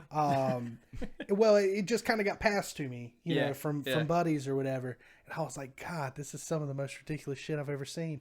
And then Cody's mom got the first Jackass from Netflix and did the old copy and send back. You know, and we ended up with a copy of when Jackass. Netflix was sending DVDs in the mail. I think you Yeah, can yeah. still get DVDs. Really? I don't think it's a very large selection anymore, Yeah. but I think you still can. Starting to notice like Nobody red pays boxes for are it. going away too. I haven't really seen many of those. It's a digital age, Yep. man. Yeah. It's All a digital streaming. age. It's weird to be in Best Buy the other day and no CDs. No. I know they've been going away for a while, but I haven't been to Best Buy in a while. I Just went shop to online. Best Buy about I think it was about 2 weeks ago, and I was surprised at the whole entire place. Yeah. I was Yeah. like, the middle of the damn store is nothing. just box TVs. Yeah. Like Yeah. that's literally it. Like Yeah. that's what you get, and then this tiny like home online system, and well, I mean they had Apple. and phones. Right. And See that they had that's those, but like that's sad too because video games were locked up. Like Yeah. you couldn't see anything really. I remember, speaking of Best Buy and TVs, like back in, I don't know, it was around 2009 or so, we had a TV at my parents' house that was going bad, and the repairman came out a couple times and couldn't fix it. So we were just like, okay, I guess we just got to buy a new TV. So I went with Dad one night to go get a new TV at Best Buy. And while we were there, he bought the Phobia album by Breaking Benjamin. And that ended up being like one of my favorite albums of all time. You know, so it's just like, If the TV wouldn't have broke, yeah, I would never have experienced it. But never But experienced. it's just like, now you can't have stuff like that anymore, you know? But You it's just- also bringing back the importance of, vinyl and LPs. And, Yeah. Yeah, vinyl seemed to not quite as much as I guess I want to say, but like it seems to be coming back. Well, it's like, if you want to have any sort of hard copy of music that is memorable, like not everyone's going to have just a collection of CD cases anymore. Like, Yeah. check out the CD. It's like, no, it almost makes more sense. Like just whatever albums you loved, get them on digital copy, sell all your or I guess just get rid of all your CD. You Yeah. can't really sell them for much, but You'd be and then any surprised on records some that you albums, love, but have the actual Have the vinyl physical. vinyl of it. Yeah. I think that's what Needham was doing, right? Like, didn't he have a final collection going? I don't know if it was a collection, but he has some, and he buys like record players and stuff, and he'll play them from time to time. So He buys like record players, Hmm? like multiple record players. like they're like one of those cheaper ones that you find at like Walmart or something like that, like actual Like the little suitcase ones that fold out. Yeah. It's a record. kinda, yeah. Like he has multiples. I guess that's what I was trying to figure out. Well, no, I mean he has a record player. Okay, Like, he has a record player. yeah, Okay. he might have a couple. I don't know, but I know he has one that sits in like his back room that he'll and it's got like a real shitty speaker on it and stuff. But It's a real shitty speaker, but at least you get to listen to your vinyl. yeah, I think for some odd reason it seems that it would be easier to conserve vinyl than it would be Right. to do it with CDs. I don't know if the sound quality would be any different. If you, I don't.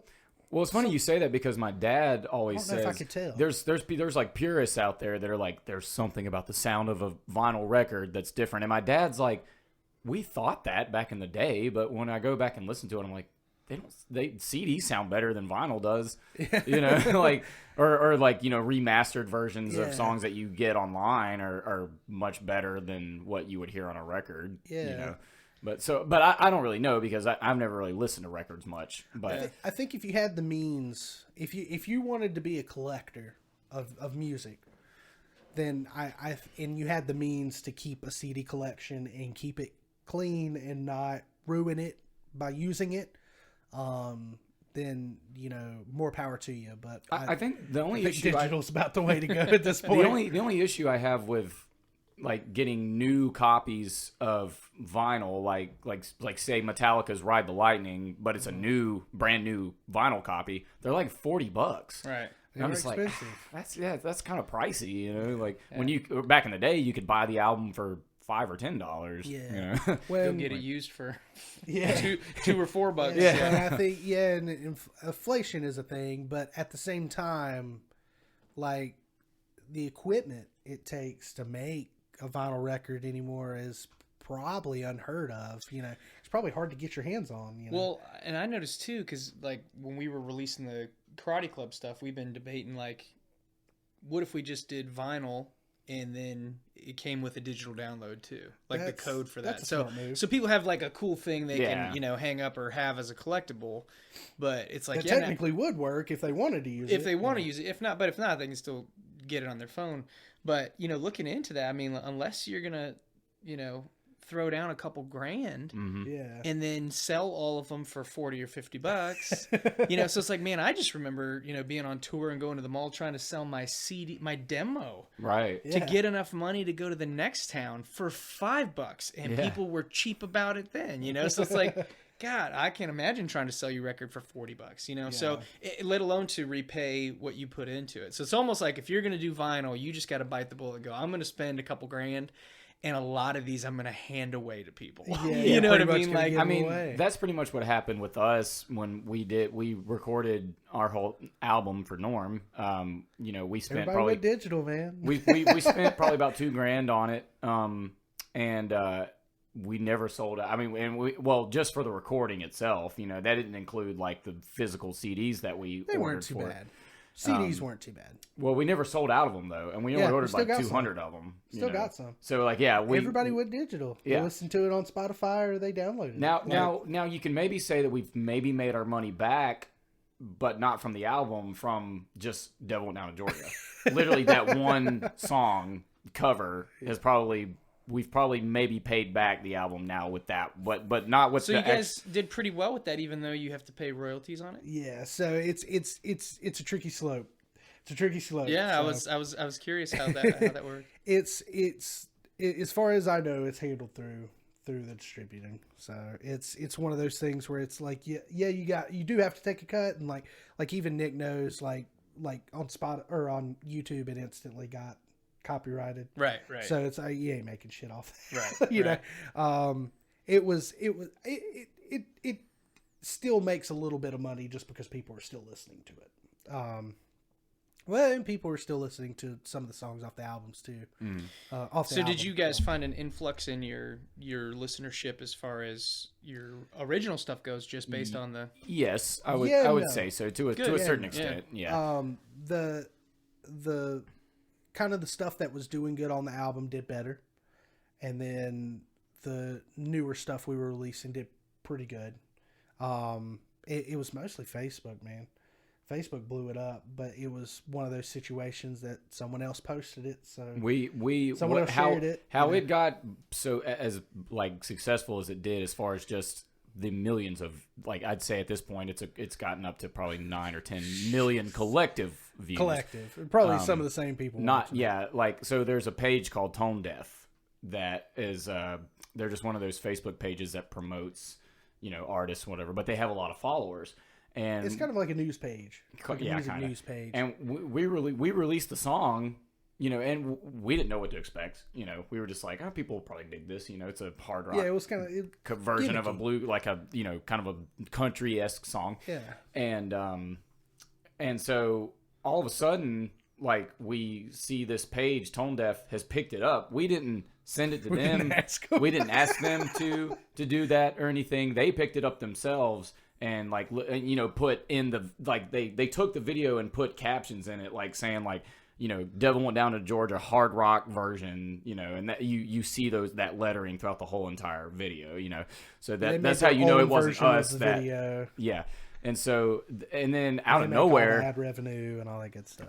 In about a couple weeks or a week or so time, it got like 1 million views. And we were like, well, holy shit. All right. Yeah. And then, over time, that specific upload got about 3 million, you know, over time. And then, so that was back in 2019. It was at the beginning of this year, wasn't it? So it may not, okay, I may have said it wrong. It may not be 9 million. It may be more like 6. Yeah. But then, yeah, at the beginning of this year, so Norm hasn't been active in a little bit. And, I started noticing on our Facebook page, we started getting all these new likes and like messages from people and stuff. I'm like, where are these coming from? And I did some like kind of backtracking, and I noticed that Tone Deaf, that same page, just re-uploaded it. Like, they didn't reshare it. They literally re-uploaded it to their page, and it got another like 3 million views on that one post. So it's funny how that happens. So they were kind of using it for their own sake. Yeah. They're like, let's we got publicity, so I mean, we like that. The funny thing is, it's like, so millions of people have seen it. Nobody knows who we are when we go down the street or anything like that, you know. So, but it's just so bizarre. You know, and that page is so hit or miss too. You can, I think that's probably why they did that. They probably have other videos they do like that, where it's just like something they post is like, it gets seen by 10,000 people.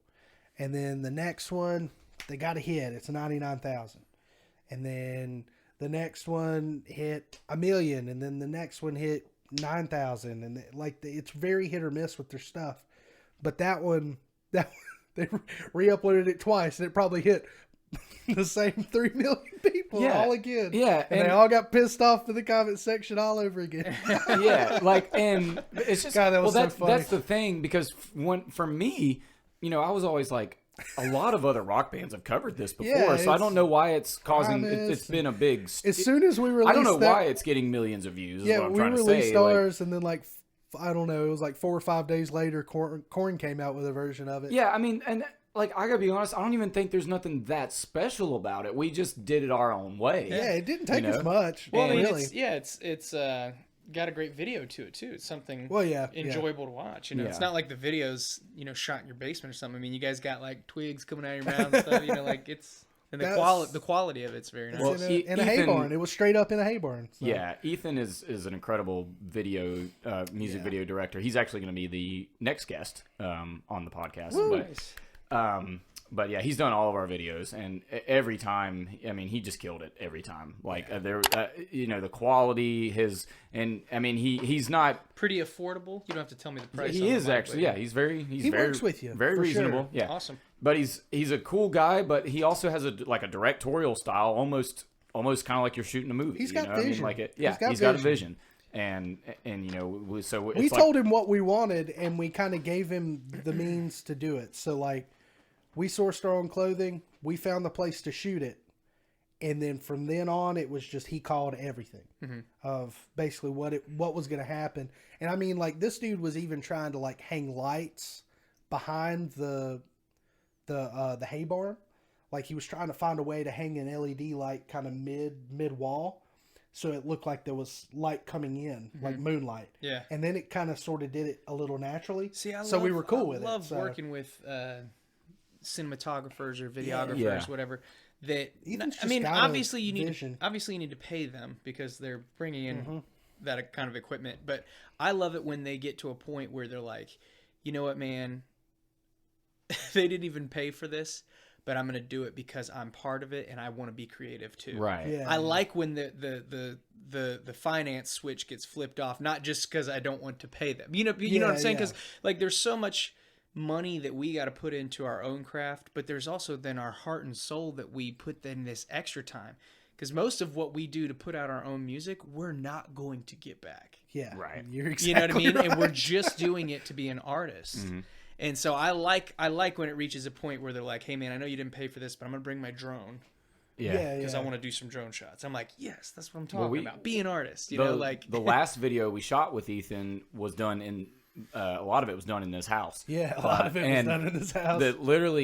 So it was for our song Freak Out, and so this other room right in here was a scene, and a lot of the story had to do with me. Like I was kind of the main like guy in the video, but I kind of go through sleep paralysis a lot.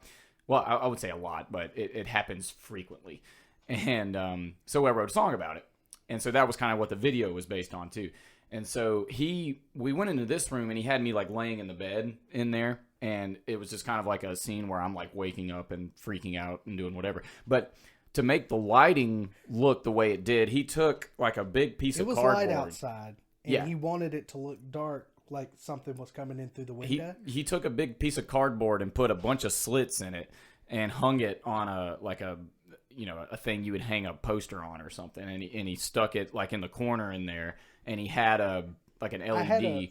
I had a big mirror that's supposed to go on the back of a dresser, and he used that mirror and that piece of cardboard and a light to just make the coolest scene happen, where it looks like there's like moonlight coming in through the window. So that goes. It's not even the equipment that you have or anything. It's just the creative mind that you possess. I mean, we could have waited till night to try to create that, but like he already had it in his head. Right. He already knew how to do it. Like, and he's so resourceful with what's around. Like especially when we was in the hay barn. You know, he had us kind of stack the hay a certain way, and he goes, "This is where I'm gonna like put Corey, and this is where I'm going to put you," and like the way it was going to be laid out, but to where it looks like the hay bales are kind of part of it, like it's uniform almost. Right. It was and he was like, you know, don't sweep up all the hay, you know, leave some, like, because I mean we were basically just cleaning that thing up to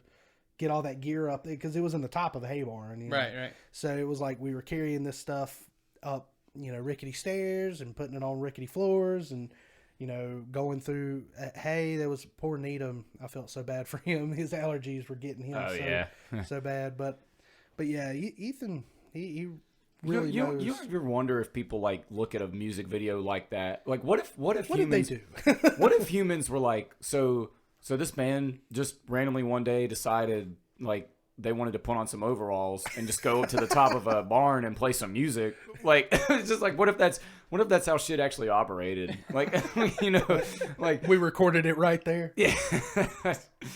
Like this band just randomly decided to put on some jumpsuits and go play on the top of the Empire State Building. Like they just felt like playing some music up there. So as far as like projects that you've got going on right now, is there anything that's like important to you right now, or is it just kind of a lot going on, or a lot of the same stuff? Or yeah, man, it's a bunch of things and none of it's the same. It's a bunch of things and none. Yeah, so I do my solo thing. I think that's your forte. Your forte is just none of it's the same.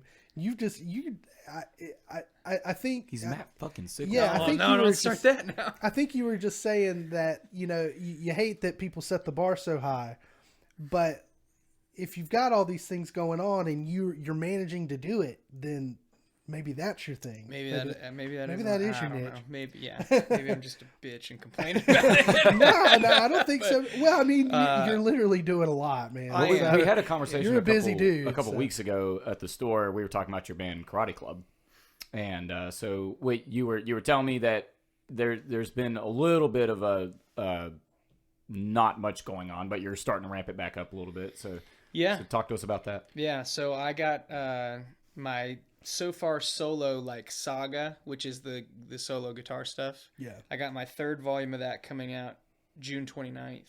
Hell yeah. And then we're getting back into the Karate Club stuff. So we took not really like cognitively took a break, like it just kind of happened. Maybe needed to happen. Or... Yeah, my buddy was going through some stuff, and then I ended up going through some stuff. So it just kind of like worked out to where it was like he and I got into this physical fitness thing, and it was like this was helping us get through life instead of music at that time, which is weird because it's usually for me always music like is what gets me through the hard times.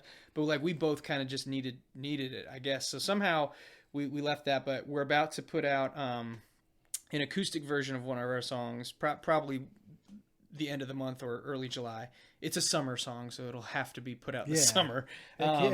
But we've got, probably 4 or 5 other ones that we're real excited about that are like just kind of waiting to get polished.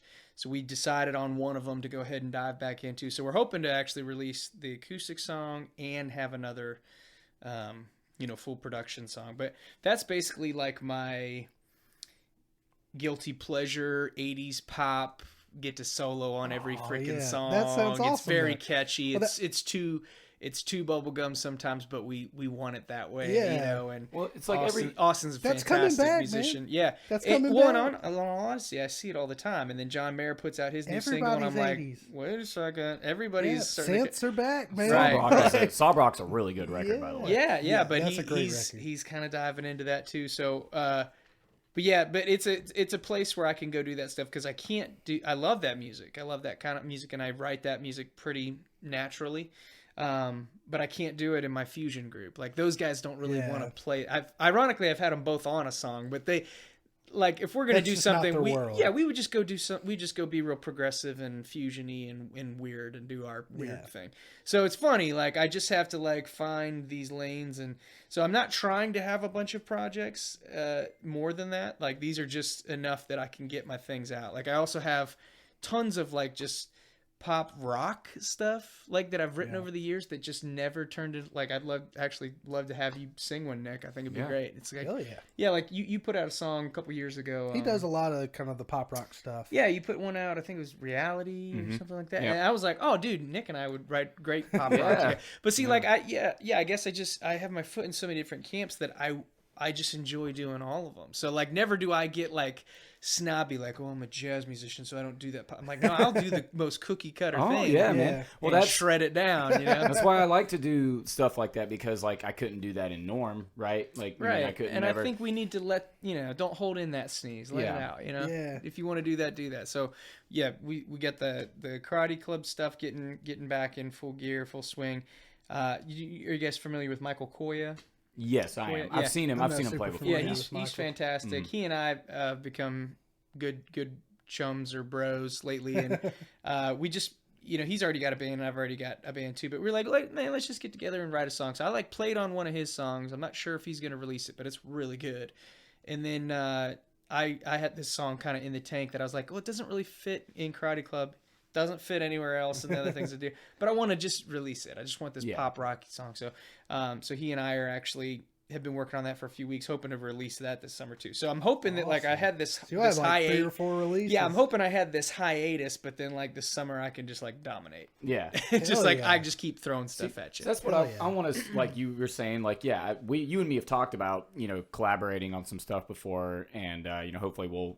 I think that's inevitable. It's just a matter of it's gonna happen. lining up. Lining it up. But like I see that clique of people like Michael Koya and James Carroll and Michael Chaney and guys like that. Go check out Michael Koya. Yeah, I haven't heard of him. And they all seem to be like in a clique, of they play some shows together, or like and Megan Doss is part of that too, and like.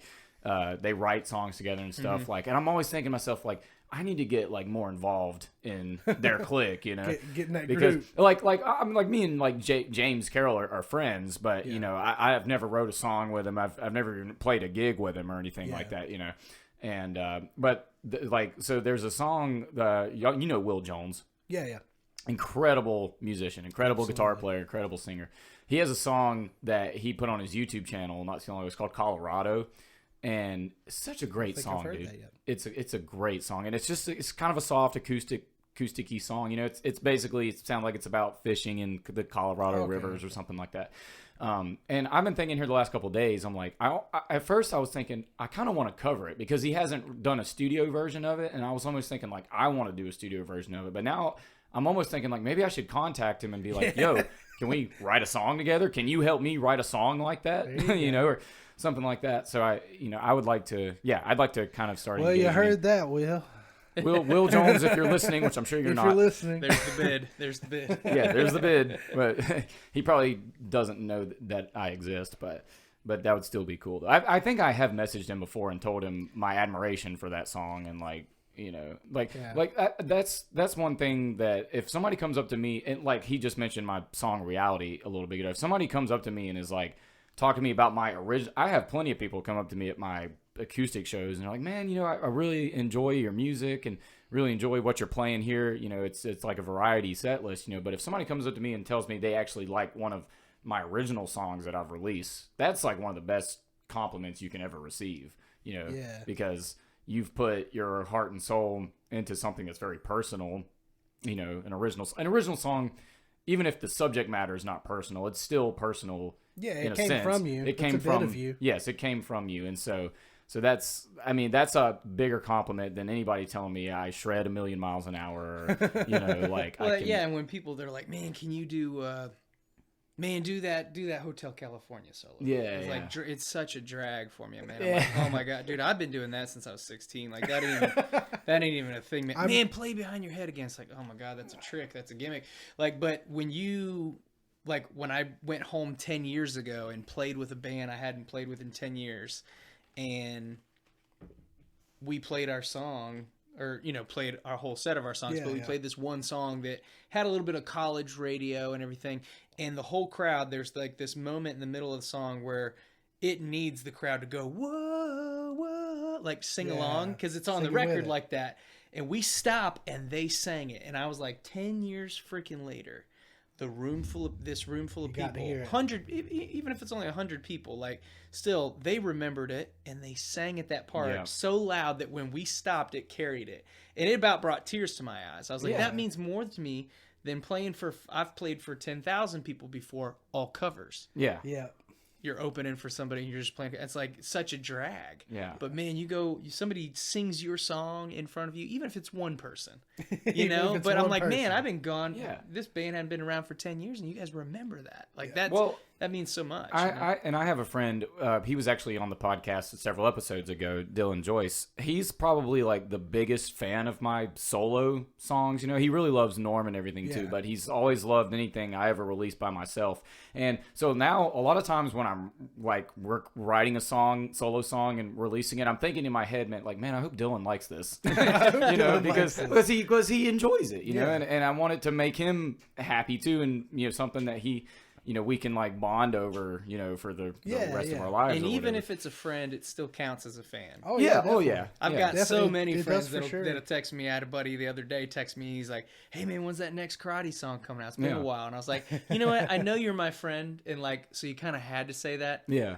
But also, I kind of realized you kind of do want it, don't you? You kind of do want that song, don't you? So it makes you. It's definitely. And the Karate Club stuff is really cool too. I mean, it's like he said, it's like 80s theme, but there's a lot of modern pop elements to it too. Okay. You know, and then like in the middle of it, Matt will put his like shred solo in there, you know, but Austin Simmons, the singer, like he doesn't have an 80s voice. It's to me, I mean, it's very like more modern kind of pop radio stuff, you know, but it works great. And so I Mix can't as wait for the well. next song to be released either. Yeah, I'm So- excited too, man.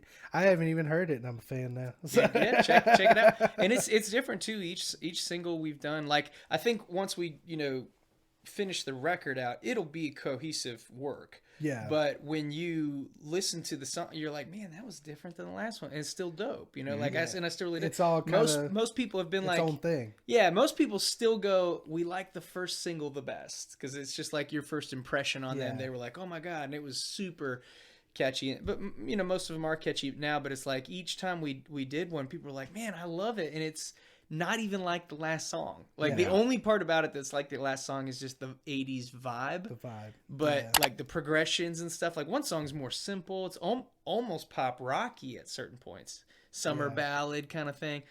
Not ballad, but like, love song, basically. Yeah. And then the most recent one we did is just like punch you in the face and shred balls in the middle, but dancey as F, and Yeah, it's I don't got know a why I'm groove. bleeping myself out now. I've been Oh, cussing the yeah, whole you night. can do whatever you want at this point.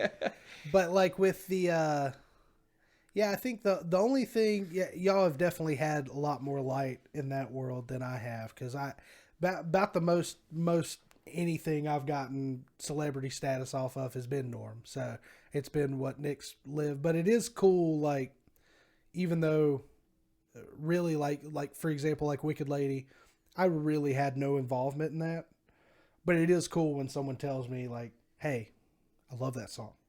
Like, and that's totally all Nick. Like that he needs to take absolutely all the credit for that. So how many records have you guys done? Really only just one. Okay. full record, But and then we released what, 3 singles? We released like 3 singles after.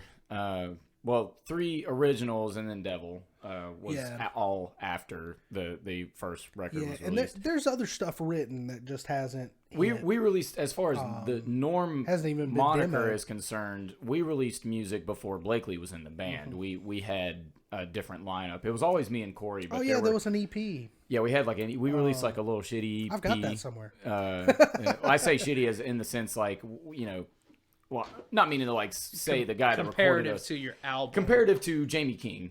I mean, it was, we recorded it in like a storage unit and stuff like that. So the acoustics weren't, ideal. So that was like a 4-song EP. And then we had like a one little single that was called Breakout, which you might have. Did you ever play that one with us live? I played. These guys had a bunch of songs that ended up just getting thrown out. But it was. I think I played most every song except for maybe like 3, because there's this one at practice that y'all would do. That there was one that like you and Corey would just start playing randomly, and I'm like, I'd never learned that one. Whatever that one was, that's an inside joke to me. You did. I know you played Funeral. Oh yeah, us. Funeral. Yeah. Breakout. There's some we rewrote, like Genocide. Genocide. That's one that surprised me. Like if I look at like occasionally I'll just look at Spotify analytics and just go, damn, people are just jamming out to Genocide. Like, I had no idea that was going to be a thing. And if it tells you that song is so damn random. That song is so damn random. It's got like just weird time signatures and weird riffs, and then just like a pop chorus, and then there's a random little bass breakdown, and then a random guitar solo. Like, it's just so damn random. Yeah. Anytime stuff like that, it just surprises. Like, anytime someone says like, hey, I love that song. I think the first that we released when I was in the band was No Mercy. Yeah, it was No Mercy. So No Mercy and Wicked Lady tend to, even though No Mercy doesn't get a lot of the listens online, but those songs tend to be the ones that people mention to me. It's always No Mercy. Like Steph downstairs, that's both of her. She loves No Mercy and Wicked Lady. Brianna really loves Driving to Hell. So Driving is Yeah. probably my favorite studio song. Yeah, like, oh, yeah. It's not my favorite to play live, but like if I'm listening to my music, which honestly is rare, there's a lot of people that say no, you need to love and listen to your music. Oh yeah, dude, I still be bumping Norm all the time. Man. Sometimes I think I will get to that point, but like Well, just after so many gigs and Well, so like, many yeah, I mean, practices, I'm just like, No. You don't necessarily want to like. You don't necessarily want to. I guess want to hear your own self all the time, but at the same time, you gotta be like, proud of that. Like I did that. It's fairly proud of frequent. it. It's fairly frequent that I'll go back through. Yeah. Not just Karate Club, but everything. Like I have a whole playlist on Spotify of everything I've ever played on. Some of it probably embarrassing at this point. It's been so long ago. The recording's terrible. My playing's terrible, but.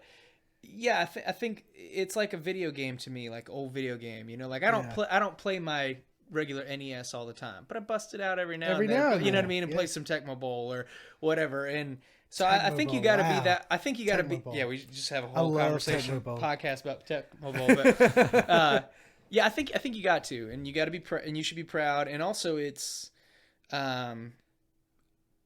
It helps you just look back and be like, you know what? That's where I was. This is where I was. Like, I can't change that. I wish I played better then, but actually it just gives you perspective on where you're at now, what you want to do next.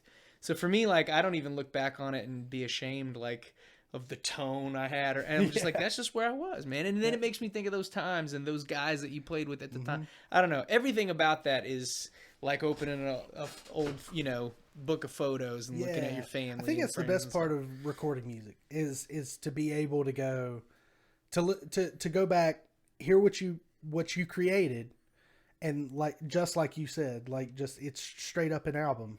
Remember where it's like I went back recently and listened to our first video we did as an actual video was Not Ready for the Party. Not Ready for the Party.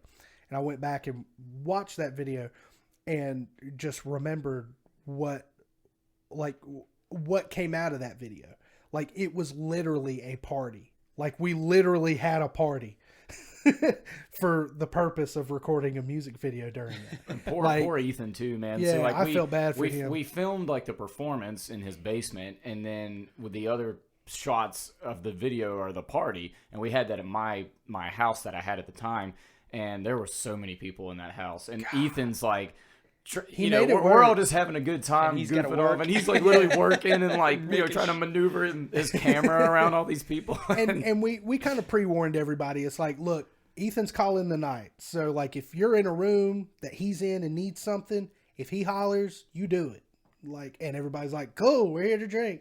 Like, and that's kind of how it went. But like just remembering that time that we had, like that just it kind of blows my mind that that was 6-7 years ago. We filmed the video in 2018. 2018? Mm-hmm. Really? Like the very beginning. It felt way longer. The pandemic throws maybe my the pandemic is throwing me off. It adds a few years to you.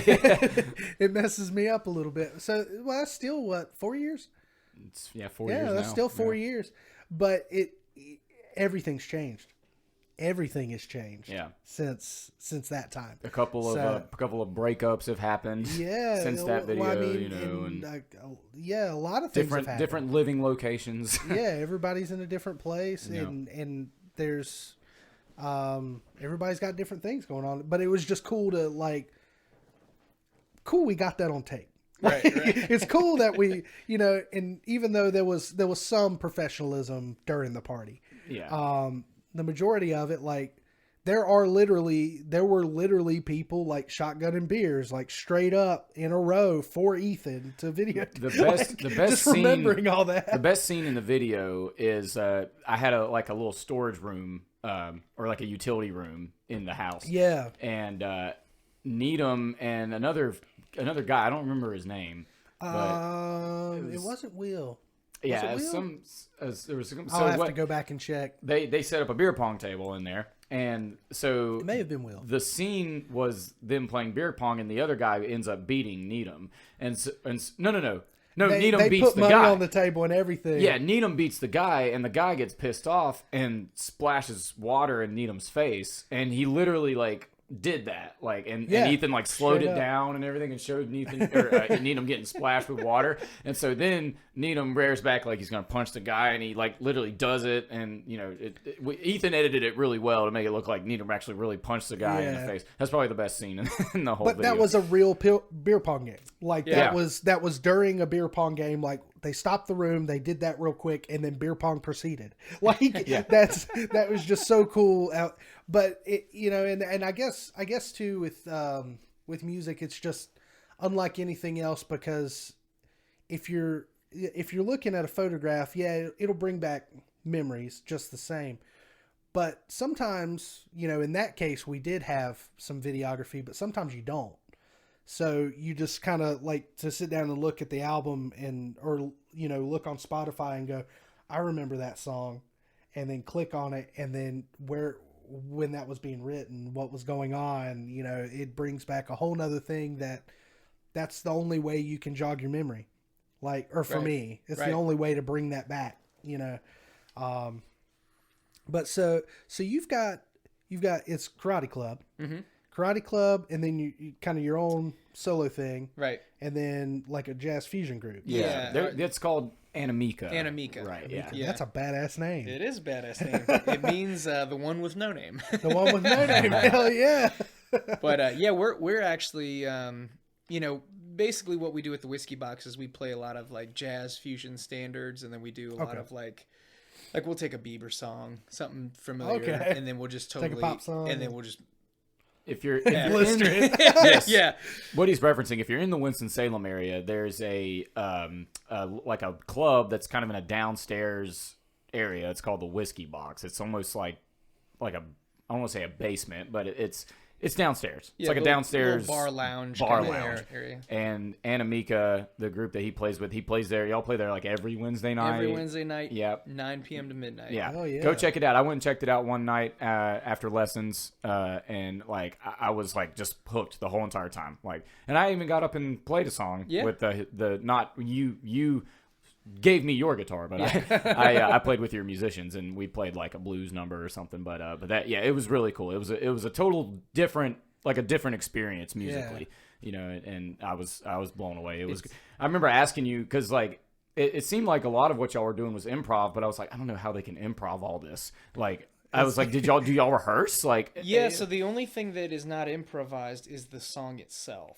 Yeah. If that makes sense. So like if we do Peter Gabriel, In Your Eyes. Okay. Like clearly when I'm playing the melody and things like that, like we're playing the song, but we'll insert chords and things that weren't there originally. The only thing that stays true is the actual melody itself. Yeah. So because we play every Wednesday, like that kind of evolves, that arrangement evolves. And it does start to become like we do play it this certain way, but only to an extent, because then certain nights someone will have inserted something else and it took us somewhere else. So most of the time they do start they start the same, and we all do have this song in mind, but there is all this room for improv. So it's probably, I'd say, like 60% arranged predictable. 40% of it is off the wall. Just, have no idea what it's gonna be. And I mean those percentages may waver night to night, but like we try to be creative and try to use the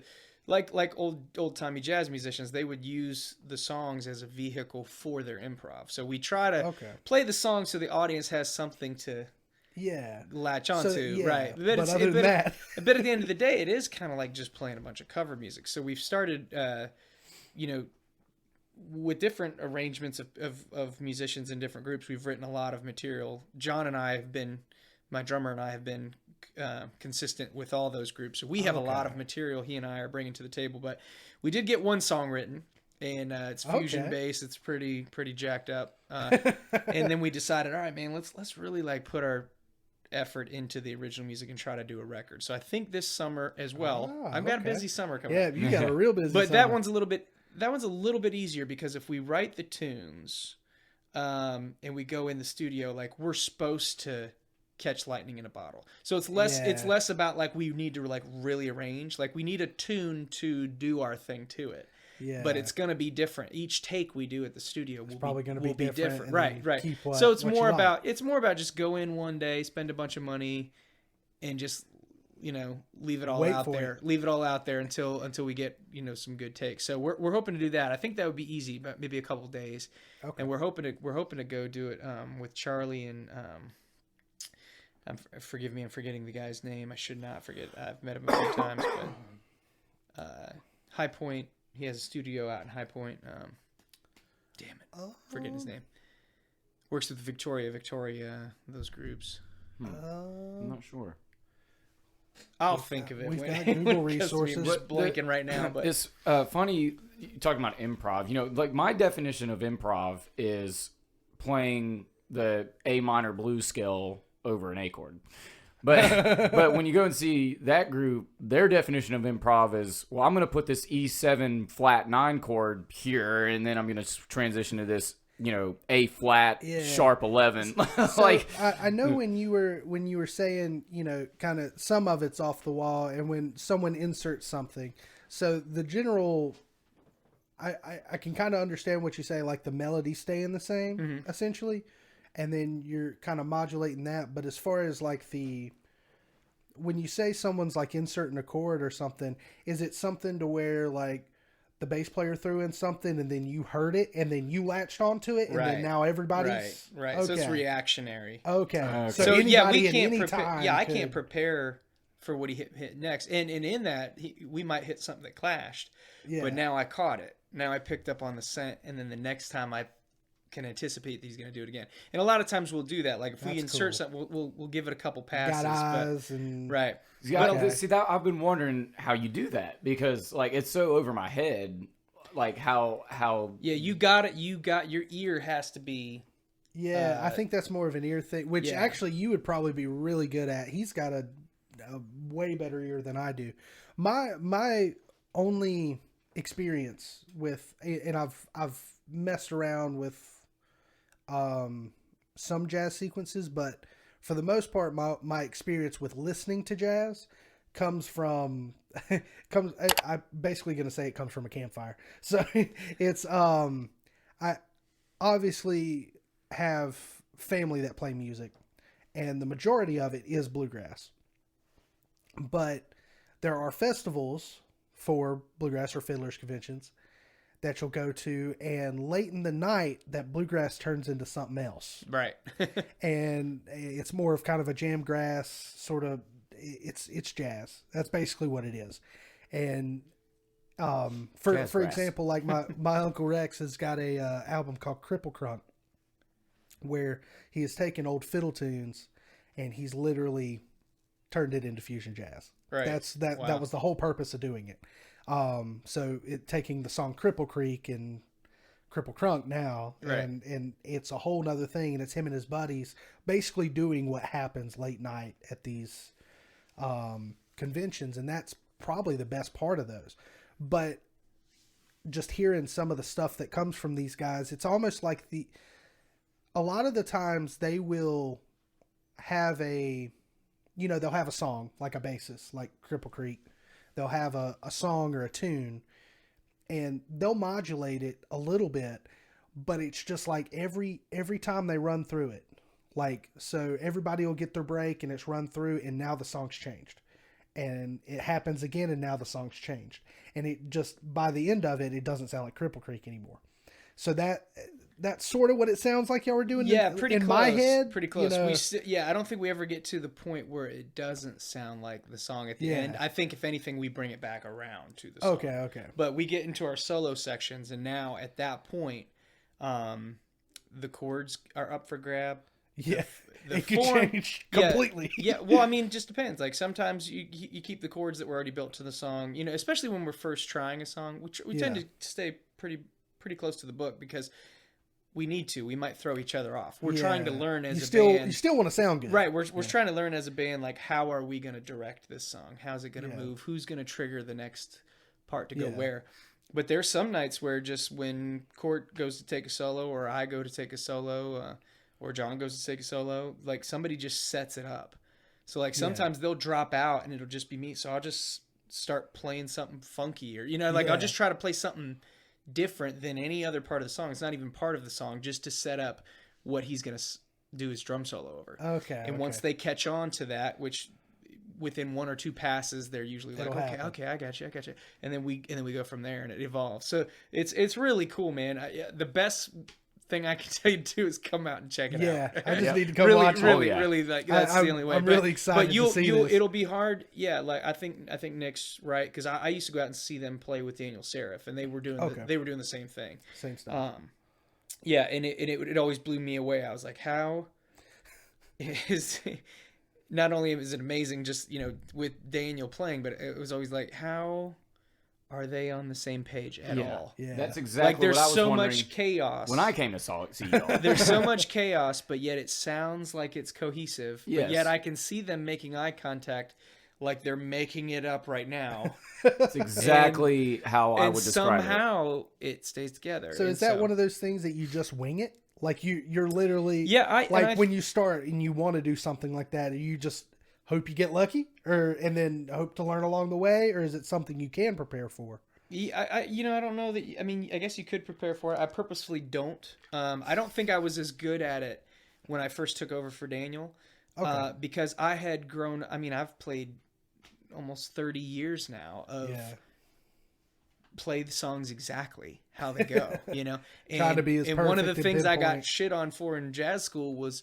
know the tune, know the melody. I was always busting out all these tricks. They're like, know the tune, know the melody. So I think like I had this PTSD of like, no, I need to do the song really well justice. And not that you're not doing that, but I got in with those guys, and like the first year I still felt out of place, and then finally it just started clicking when I just fucking let go.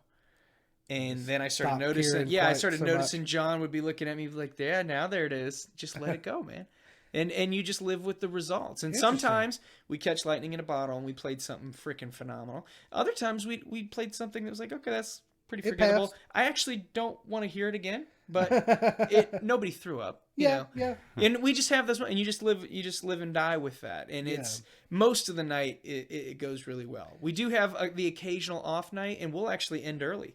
There's been times where we got to like 11:45, bar had kind of cleared out, and we're like, man, we're just not hitting tonight. Let's just call it. It's just not the night for this. It's just not the night. Yeah, and then there's other times where we're playing like almost an hour over. See, because we're just hitting. And that's what, like in those jam groups that I've only played in a couple of those circles, to be honest with you, and it's because it can get so over your head that you're just like, I'm getting lost in this. Oh, it is cutthroat. And I have sink or swim. Yeah, sink or swim. And literally it's people passing it around, and what luckily in a bluegrass styling is you've got the bass that's not changing. Right. The bass is holding the bottom end. The guitar players could be venturing outside of a normal chordal pattern. They could not, and it still sort of sound all right. It's when you get into the lead instruments that gets so weird to me. Like just to hear someone go off on banjo or fiddle that way, and literally like it like you'll start off hearing the melody, and then they've just like taken a muscle car and slammed on the brakes and turned. Like it's literally something like that's kind of what it feels like. And I'm just like, it's a whole nother league. It's a whole nother league. And I'm just scared to venture too far into that. But it's, from what I could tell, at least in those cases, it's mostly jazz. Mm-hmm. So that's kind of why that's kind of what I'm envisioning. So I just need to come. You need to come check it out, because the other thing you're saying is that there's the fundamental of like the rhythm section. Like no matter what music you're playing, usually it's like, okay, well, I mean, it got chaotic there, but like the drummer's holding down the fort. Yeah. And it's not that our drummer cannot do that, but he does not give us that. So like I'll start a song, he'll come in with his drums, and it's some fucked up polyrhythm right out of the gate. Most of the time. Me and Nick know that shit with Corey. Like we'd start playing a song and he's changed up the drum pattern completely, and it's fucking us. And we're trying our hardest to stay on beat. And he's the only person that knows where it is. So when we start the song, whoever starts the song, we all have heard basically where they're placing the one, where they're placing the click. But then that's all you got. Now you're on your fucking own. Like hopefully everyone got it. And then when John kicks in, he does whatever the hell he wants, and he's out to get me, and I'm out to get him. From that point on, but when it hits back, I say this all lovingly, obviously. Yeah. He's totally capable of making a click disappear if you put him in the studio. But his goal is to go out there and push his limits and test all these things that he practices. But the unfortunate thing is, as much as I practice to a metronome and I do practice polyrhythms, I don't practice all the things he does. Exactly. So it's hard for me to learn them and recognize them when I don't know what I'm looking for. You know what I mean? So there's times where I just have to accept I'm going to drop the ball on him a little bit, but he's going to autocorrect to me.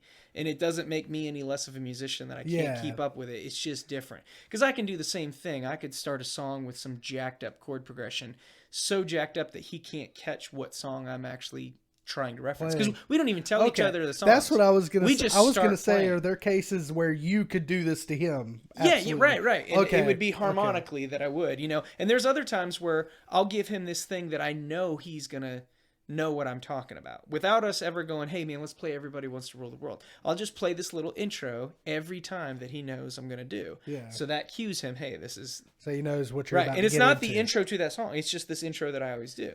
Or sometimes I'll just play something totally fucked up. And he goes, well, what song are we doing? I'm like, Everybody Wants to Rule the World. And he's like, oh, you didn't play the intro. I'm like, I don't have to. Right? When did you start playing anything the same way? And we get into those little spits or battles or whatever. But you just got to check it out. That's the best way to describe it. That's a cool culture to have, though. Like where you're pushing each other so hard. Oh yeah, we are every night. Yeah, we're handing out who won tonight. Okay. Court tends to get it's a battle. A few weeks. Yeah, Court will win a few weeks in a row, but then it'll be everybody's fair game, for a while, going That's after so each other. Cool. But we push each other, and I makes us all better. So, yeah, I think in a normal band situation, we've pushed each other, but it's not in the same way. It's more of like a writing thing, like where it's like you're writing a song, and then someone's introduced this part, and it's just like, fuck, I can't play that. Like I'm trying to work it out, or like Corey especially is just his tempos. Like he loved to speed something up and then just immediately just shut it down and just turn it into a breakdown. Like it just pull it way back or something like that, and it just fuck with us in those sort of ways. But it's rare that it was a playing thing. It was more of like, we pushed each other. It's like, no, you can play that, or no, you can do this, or we should introduce that, or something like that. But it's cool that y'all are literally doing it while you're playing. But it's real time. Like in real time, in front of people. That's got to be... I had to start reminding myself to breathe. Like that's how much anxiety it Remember to breathe. Yeah. Take a breath. Take a breath. Follow me for more life advice. What did we have? We had... do you have any other questions for Matt? I think we've done good about just kind of like just... Yeah, how tall are you? 5'11". I'm 5'8.5". Got to add the half. I'm not. I actually, I think on my license it says I'm 5'8", but I think I'm actually 5'7". I think it depends on the shoes. It depends on the shoes. But so we did mention this a little bit, and I don't know what other hobbies you have other than guitar, but Nick made it a point to say that fitness was a thing, and you said that was a thing that kind of got you through, I guess, some hard times or something. So is that been super recent, or has that been? Yeah, like I've always been kind of a buff looking dude, like shoulders and chest, and like barely working out. Like when when I was younger, you are a tone-looking man. Yeah, when I was younger, my metabolism was working in my favor. I didn't really need to work out a whole bunch. I would a little bit here and there, but I always just had that kind of like, just look like you work out. Or were you in the military? I would get that all the time. I'd be like, I don't lift anyway. I lift my guitar up to my lap and then I play all day. But yeah, so just recently in the last few years, started gaining some weight, and I was thinking about it. I was like, maybe my wife's 10-year anniversary is coming up this August. I was like, man, I'd really like to get back down to the weight I was at when we got married, which was 185. And so like late December, I weighed myself and I'm like 212. And I'm talking to my buddy Austin from Karate Club. I'm like, I don't know what's happened, but in the last 6 months, I've gained another like 10 pounds. Like, seems like we're just going the wrong direction. That's where it's going. And now I'm towing the line of like, depending on the shirt I wear, I still look buff like I used to, shoulders and chest. But now it's getting to where it's like, now you're just fat. Like nothing's just big that's me. and muscular. Yeah, no, I was just getting fluffy. It's just like, okay, now you're just turning fat. So I decided, I'm like, okay, well, I got to do something about it. I was starting to think I might have had a drinking problem that was induced from the pandemic, just us not playing gigs, staying at home. Gotta have something to do. Drink. Yeah, I ended up debunking that pretty quickly that I didn't need the alcohol, but I was unsure at a certain point. I was like, man, I've been putting them down pretty hard. I really know that about you because I don't ever really see you drink much. So yeah, it's at night before I go to bed. Oh, okay. It's at night. Yeah, I mean, I never would obviously drink and go teach lessons or something. You know what I mean? But I'm saying like you're responsible. The evenings during the pandemic, man, all you're doing is watching Netflix and watching how miserable the freaking world is. I know, right? Yeah, I mean, so most people did, eating. They started eating. Mine was just, I just had a lot of alcohol. And then it got to the point where it was like, I'm having IPAs, and it got to the point like on Christmas, I had about 7, and I'm like throwing up all day the next day. And I was like, okay, that's what got you worried. I need to check myself before. So I decided, I was like, okay, going into the new year, I'm going to do a dry January. At least that. Okay. But then I started talking to my buddy Austin, who had just gotten about 4 or 5 months before that or so. I might be wrong on the dates there, but shortly before that, he was getting into it. My buddy Luke, you know Luke. I know, I know Luke. Well, played with him, great musician. Luke had like just been working out for about 6 months and like lost a ton, like some 30 or 40 pounds, was looking good. And I was like, oh my God, I remember when you were bigger than I am right now. So finally I was like, what are you guys doing? I will do exactly. I will do, and I have this way about me, and I do it in music too.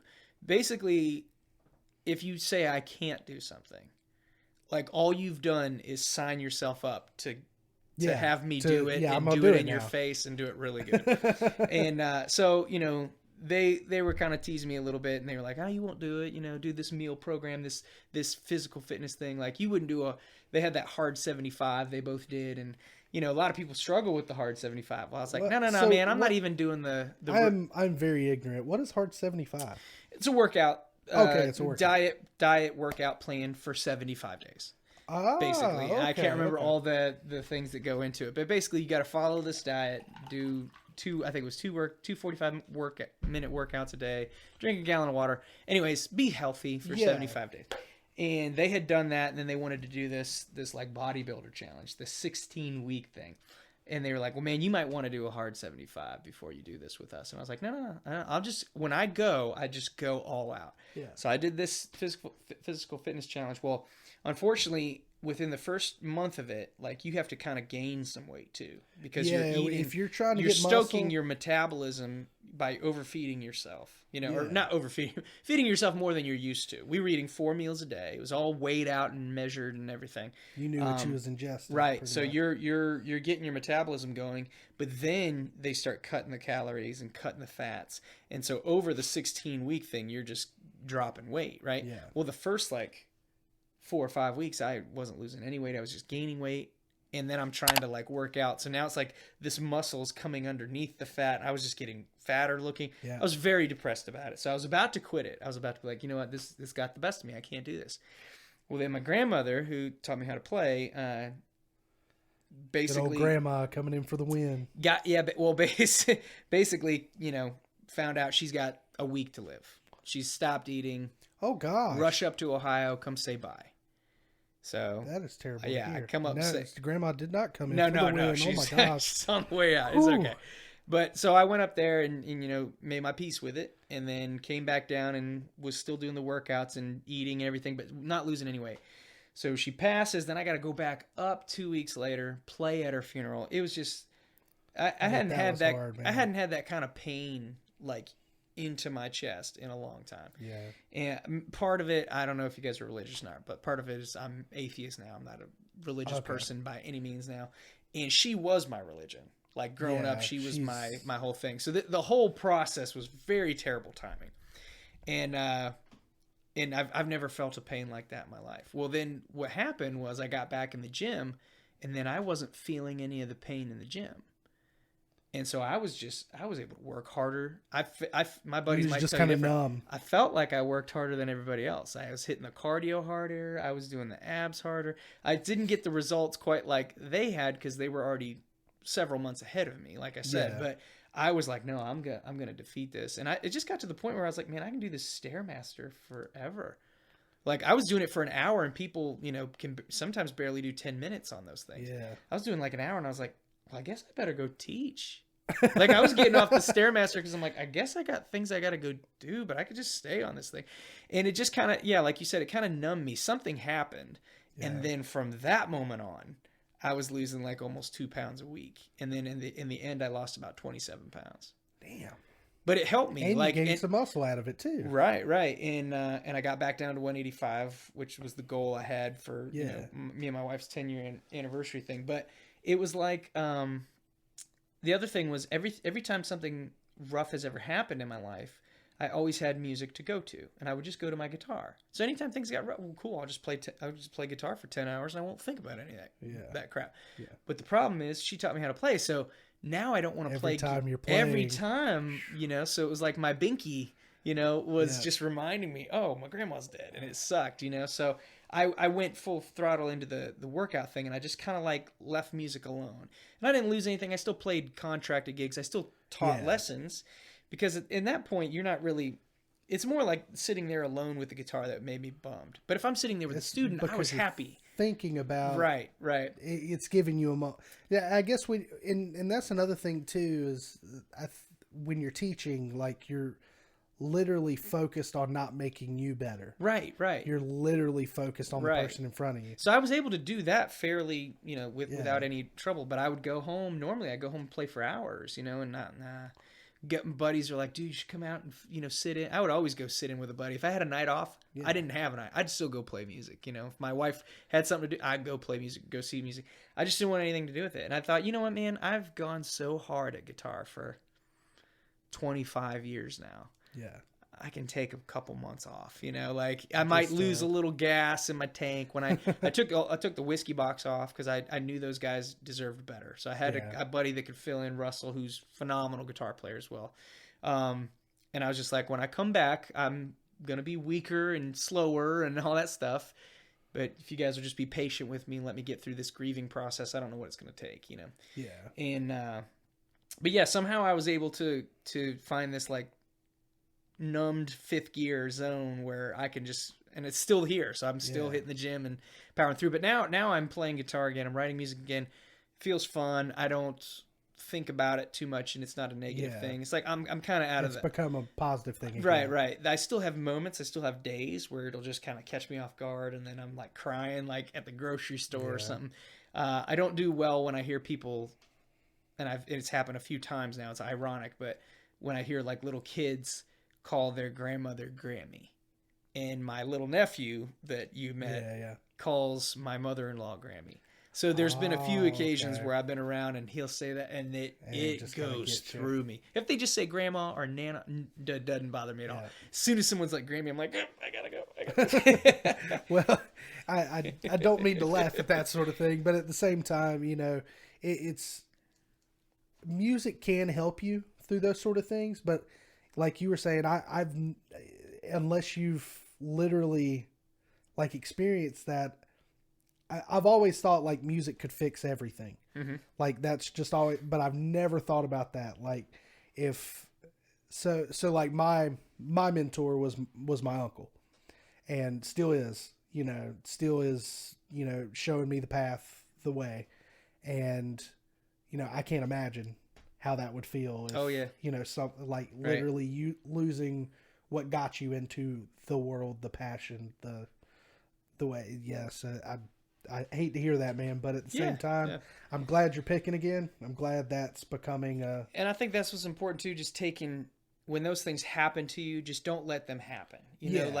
Find something to do, to put your effort into. Yeah. And I'm glad you went with fitness too, you'll come out the other side so much healthier. Because see, how many of us? Yeah, I mean, I'm overweight, but how many of us, find something that is going to inevitably hurt us, into how we get through that. You know, people are doing drugs. Me and Nick have talked about that before on the podcast. There's, you know, people develop drinking problems. You know, it.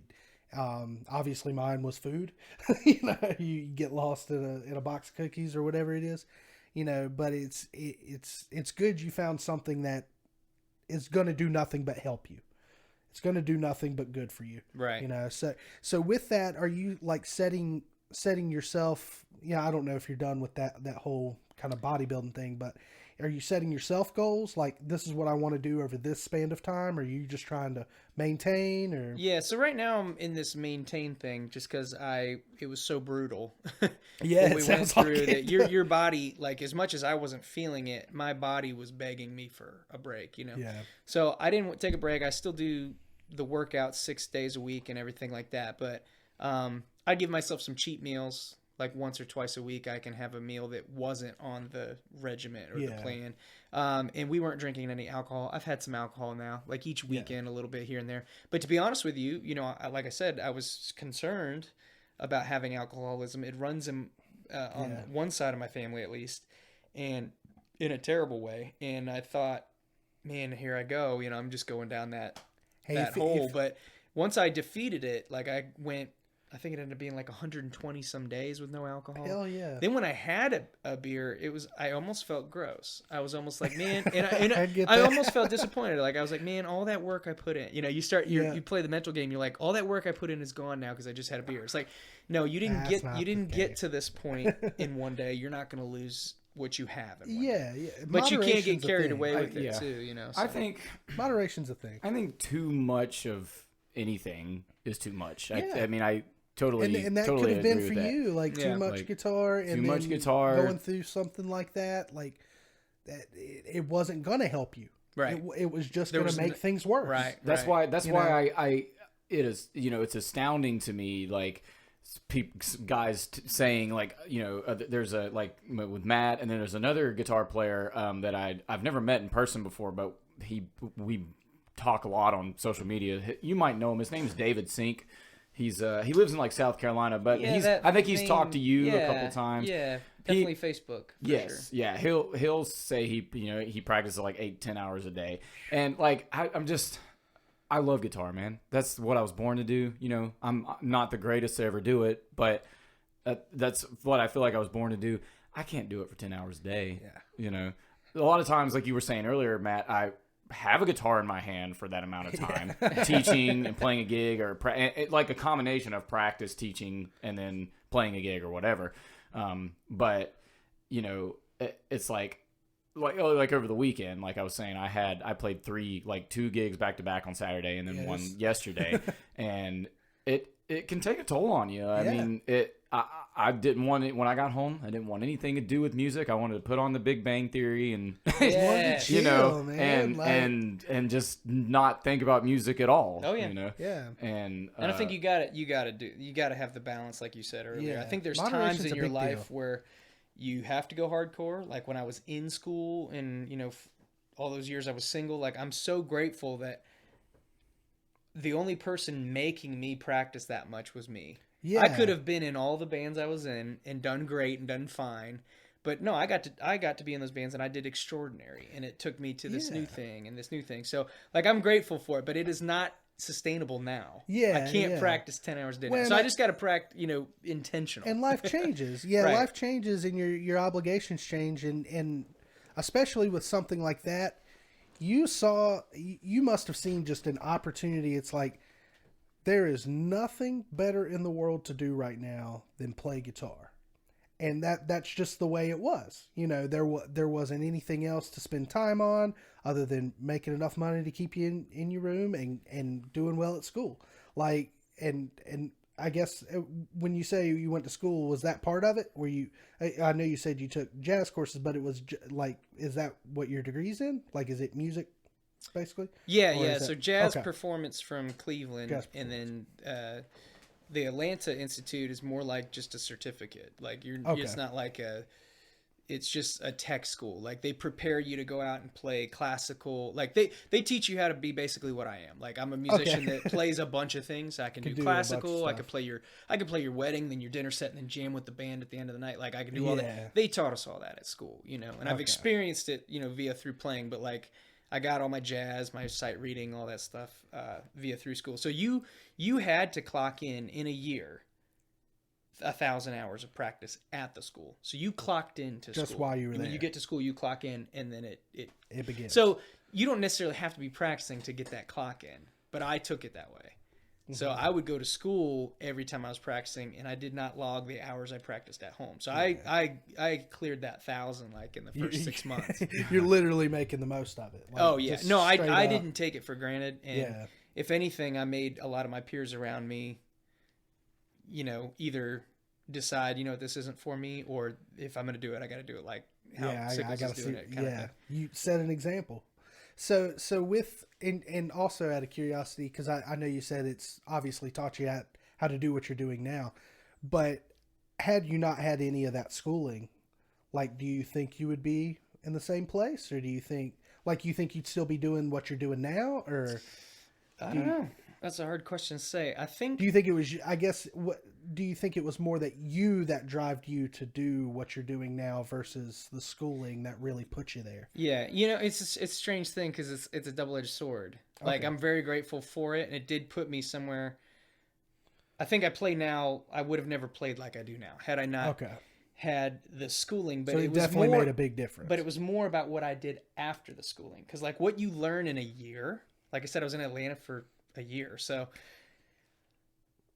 whatever I learned there, I had to evolve after that. So I had to go teach myself for the next 10 years. Yeah. All right. I learned like some good basics and fundamentals, but after that, if I wanted to stay employed, I had to teach myself. And so there's a lot more things that I just became aware of because of schooling. But they didn't just kind of brought it. But they didn't teach me it there. Yeah, they just introduced it, and then you had to go, like all the melodic minor stuff that I do. Like I had to go, you know, explore it for 10 years. But a lot of people will say that they'll be like, oh well, he's only great because he went to music school, and it's like, I was actually, if I can say so myself, I was a fantastic guitar player before I ever went to music school. Hence, when I went to music school, I tested out of shit. Yeah, that seems to be the case with most players. Right. Like if you're just good, you're good. It don't matter. Right. But obviously that puts you in it kind of lets you know like what you could do, really.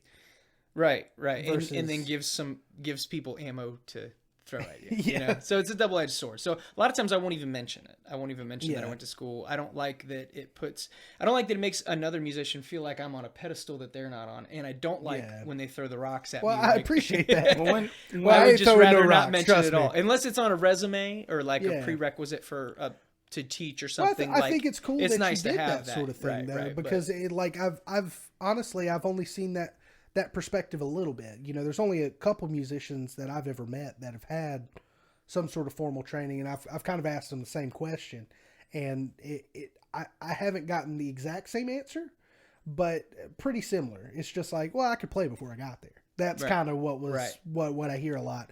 Or one of my favorite players was Jerry James Nichols. That dude plays with his fingers, and he's strictly a blues guy. He loves Leslie West. So that's like his world.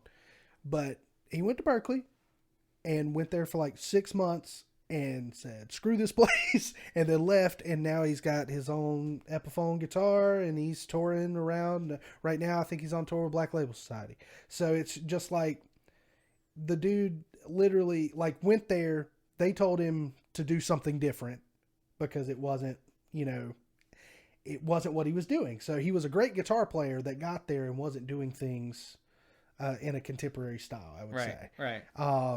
And he wasn't going to do well at classical. He wasn't going to do well. He probably would have done better at classical than he thought. And the people who do the worst at music school, are the people who are very unique. Yeah. Because they literally ask you to not be unique. They're asking you to do the curriculum. Yeah. So I got foo-fooed upset on so much in jazz school. My first 2 years in Cleveland was a jazz program.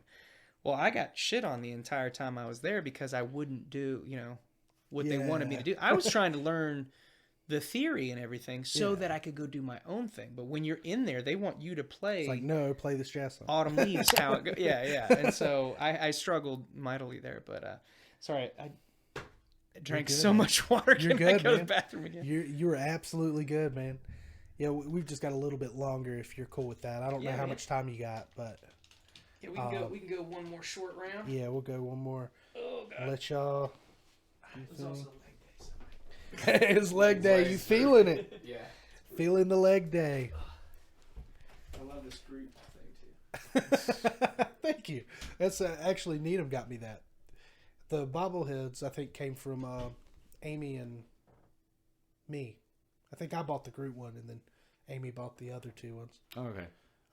Wonder if Matt's noticed the penis on the. Yeah, I don't know if he's seen the penis.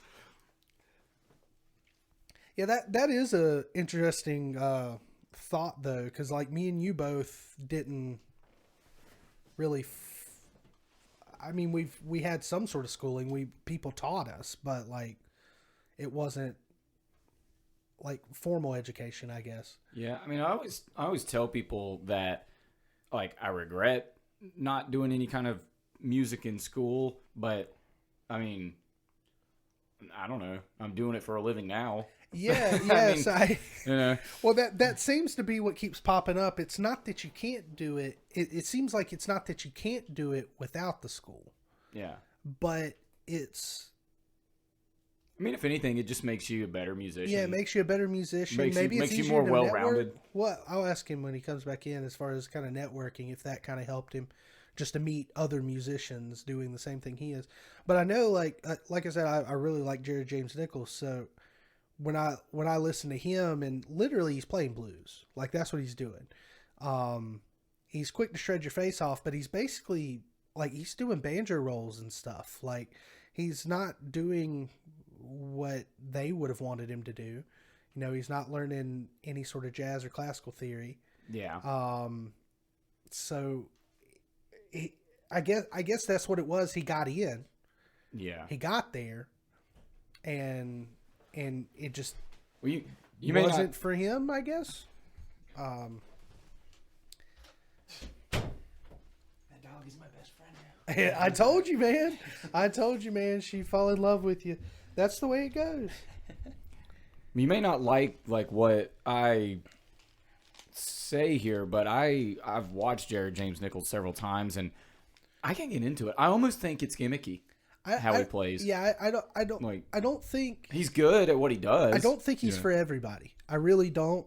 I like his voice too, so I like his like original music. Yeah. I actually found him through Zach Wilde, so like he was like introduced as like a Zach did this thing, which I don't know if he's still doing, but you know, he kind of acts like his fans are bikers. Like they're a whole biker gang. So like every time he hits this city, there's Black Label, you know, the biker gang basically. And it's not that these guys are bikers. It's just they wear jackets with Black Label, and it's just all the fans are collectively that gang, I guess. But he was one of them. But I found him there, and Zach would sign. It was like right when he was coming out with Wild Guitars. He would sign the guitar and he'd give it to a member, like whoever won that show or whatever. He'd pick a ticket stub or whatever it was. And he met Jared through that, and then all of a sudden Zach's posting Jared's stuff like on his social media, and I was like, okay. And then I started listening to this guy more, and I was like, this dude is definitely like a one-trick pony. Like he is absolutely there to shove blues all the way down your throat. Like he's just fast blues. That's basically fast and harder blues. But it's very much kind of like Nick was saying, like he's using like banjo rolls and weird, like his muting technique is all in his, like he's using all of his hand. Like, but he's a single P90 guy. Like it's all, everything he's designed, it's all one trick pony stuff. Like, but you know, I understand it's not for everybody, you know, but I like blues, you know, I like hard blues, you know, and that's kind of in my wheelhouse. So, But if you can check him out, if you listen to him, you'll probably see the same things that Nick's talking about. It's almost gimmicky, like just the way he's playing, because like every song is probably the same run of chords. Every solo is probably the same, you know. But for me, I just dig it. Like I like it for what it is, I guess. Oh yeah.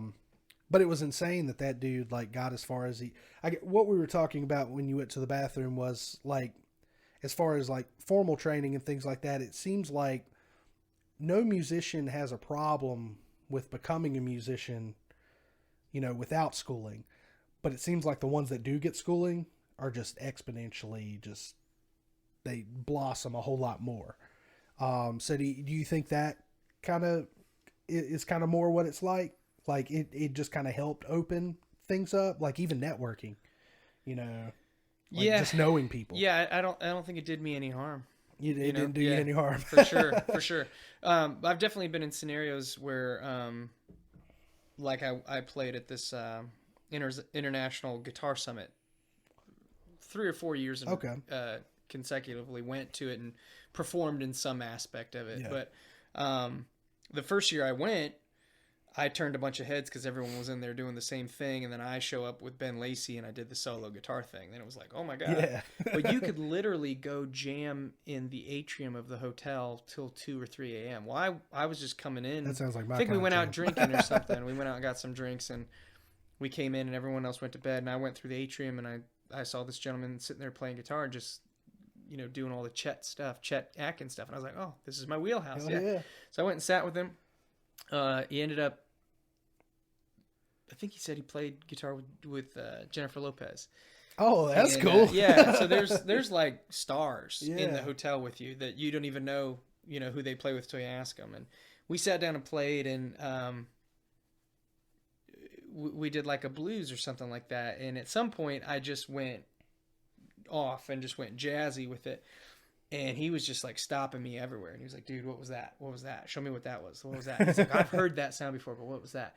And so I was explaining it to him, and he's like, man, he goes, it's so tough at these things because guys are so great, but they can't explain to you what they're doing. He's like, you were able to like definitively say what you're doing. I'm like, yeah, because I only do it because I learned what it was. Yeah. There's some things that I wouldn't be doing had I not been privy to them, you know, like shown them. So I think if anything, it just opens doors for you. And people, you know, a lot of people say like, I don't want to get lessons. I don't want to get any formal training because I don't want to ruin what I have, like this innate thing that I have. But that innate thing that you have, if it's there at all, if it's not just something you made up in your head, if it's there at all, it'll flourish with the knowledge and stuff. So, well, that's kind of what I was thinking is like, if you're, you know, I think with someone like Jared, like he's just straight up, he's a rebel.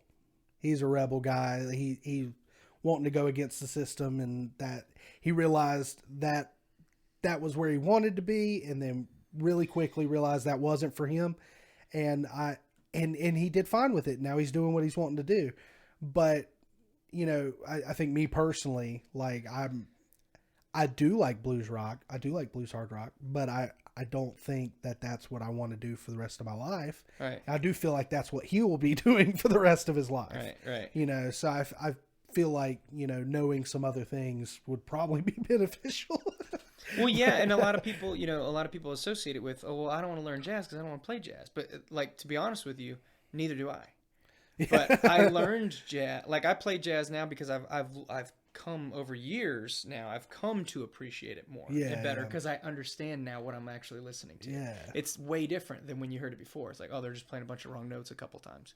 Oh, they did it again. Great. You know, no, it's like now I notice. I'm like, oh God, he was doing that major triad thing through the diminished scale up like I can like super hyper vigilant like diagnose it, and awesome. Then I'm like, oh, that's brilliant. I've been trying to do that shit. So so it actually even helped you. Understanding that theory is going to help you in whatever music you play. Like I'm using melodic minor and like substitutions in Karate Club, and when you hear Karate Club, you're going to think, nah, man, that's that cookie cutter Bieber 80s BS. Like, no, listen to the chord changes. There's some stuff in there. And I got it from jazz. Well, that's like with the whole, kind of the thing I was saying where I would be like watching these jam sessions go on. Like when it comes to rock music, for some odd reason, and it's probably because the majority of it's simpler and minor or pentatonic, I can literally watch and go, I know what you're doing. I'm right there with you. But like in those scenarios where I was at these, like just watching people, I have no idea. Like some of this stuff is like, it is straight up a different language. And so, But like, then there it is right in what you said though, because you said watch like 3 or 4 times, right? yeah. But then you said language, which is the actual key to that. So it's an audible thing. Yeah. Yeah. Right. So it's like if I don't know what that word is and how to use it in a sentence, how am I going to recognize it? Exactly. And right. Exactly. If I'm watching it, a lot of people will be like, man, I watched your fingers and I don't understand what you're doing. I'm like, well, because you're watching. This is an oral thing. Okay. Like you should be listening to what I'm playing. Go So home. I'm getting a lesson right now, Yeah, and I need but, it. but we all do it. We all do it. Well, I literally do. Like that's what I've put out. A lot of my guitar playing comes from watching people do it. But I've never thought about, well, and like I said, his ear's a hell of a lot better than mine. But, maybe I need to stop watching. Maybe I just need to listen more. Like, and just try to pick out what's happening and then see what you recognize with your eyes closed. Yeah. Because of schooling and because of training myself to be this way, anytime I hear something that I didn't know, like if you played something right now and not to pat myself on the back, but it's going to be rare. You would have to play like some Jacob Collier stuff before you even dabbed into something like I didn't recognize it. Yeah. So, but what has happened is just every time I've heard a song, whether if it was like a CV Wonder song and hits the bridge, I'm like, what chord is that? What the heck was? I go learn what it is. I know what it's called. I know how to play it on my guitar, and I know why he did it. Like I went and looked at his progression, went, this is why it worked because it connected this chord. So anytime I don't know something, I go learn what it is, and then eventually, I'm just not really hitting anything I don't know. Now it's like that's happened to me so many times that I didn't know something and I didn't let it get me again. That now I could close my eyes and play with somebody you could play, like if I sat here with you or Nick and you guys just started playing a chord progression, I don't need to look at you. I don't need to ask you what you're going to do. As soon as I identify what key it's in, I know exactly where you went next based on the route that it is. So it's not perfect pitch. I guess it'd be like relative pitch. But if you said, hey, or if I identified, okay, he's in A, and then you did anything else away from that, even if it wasn't in the key, if you just went to C sharp minor, or that was a bad example. I was thinking A minor. If you're in A minor and you just went to C sharp minor, well, I already know that sound. It's from Star Wars. Yeah. And it's when Darth Vader. You see what I'm saying? So I know that chord progression because I always went, why does Star Wars sound so freaking cool? Oh, when Darth Vader comes in, that's 2 minor chords. You're talking about the major the Imperial third. March? Right. Those are 2 minor chords, a major third apart. That's that sound. And then you'll hear it other places. I hear it in Radiohead all the time. I'm like, oh, Star Wars. Yeah. So like you learn these intervals. And you're making like connections. Right. Just like when you walk in the house and you smell something, you're like, okay, either a skunk walked by or somebody's smoking pot. Yeah. Like I'm 50-50. Yeah. Like I'm within a guess. So it becomes that same way. wheelhouse. Yeah. It's become that way with me with chords. Like I can hear you play something and I either know exactly what it is or I'm within 2 guesses. Okay. And it gives off a scent now because I've learned awesome. It. But by learning it orally instead of watching and going, oh, I know that shape, so I'll do it. No, it's like, no, I know this sound and it's triggered here. Same thing. Like I don't mean to keep using Star Wars ones, but like Leia, I understand when you see Leia, okay, there's a chord progression that's in the background. Let's say it was in the key of C. The next chord is F minor. And it's that sound. It's also from Sleep. I know it's going to be there. It's already from. It's also from like Sleepwalk. The Beatles do it a lot. It's called a minor 4. So like, see what I mean? Like how many references I had to that one sound. Yeah. So I just do that with every time I hear a cool chord. Then I'm like, what the fuck was that? I go learn what it was, and then it's amazing like how humans are with certain things. Like you talking about knowing intricate chords without even looking at somebody's fretboard and everything, right? It's got to be a superpower, man. Yeah, well, I mean, but some musicians don't, know stuff like that at all. Like, and not to take anything away from Needham's musicianship, because I think he's a great musician. But the other night, we were playing at Foothills the other night, and we played the song "Signs" by Tesla. Okay. And at the end of the catch song, that one. So. yeah, I didn't think you got there yet. But at the end of the song, he always slides into an A note on the E string. It's like his one shining moment of just that one note. It's like a funny sort of inside joke thing, you know, but he always slides to that note. And I said in the microphone, I was like, that's Needham's highlight right there, going to that A note. And then he got in the mic and he was like, I don't even know how he knows that. And I was like, well, I mean, you know, I can know what an A note sounds like, you know, just by hearing it. I don't have, but like as far as really intricate chords, you know, like with me, I have an understanding of, like, if you say E flat, you know, sharp, you know, 11 or something like that, like I can kind of research it and understand the construction of the chord, but my problem is retaining it. Like, so my problem is, like, I mean, I know what a G chord sounds like, I know what a D chord sounds like, but some of these more intricate chords, there's so many of them, it's hard for me to, like, really remember.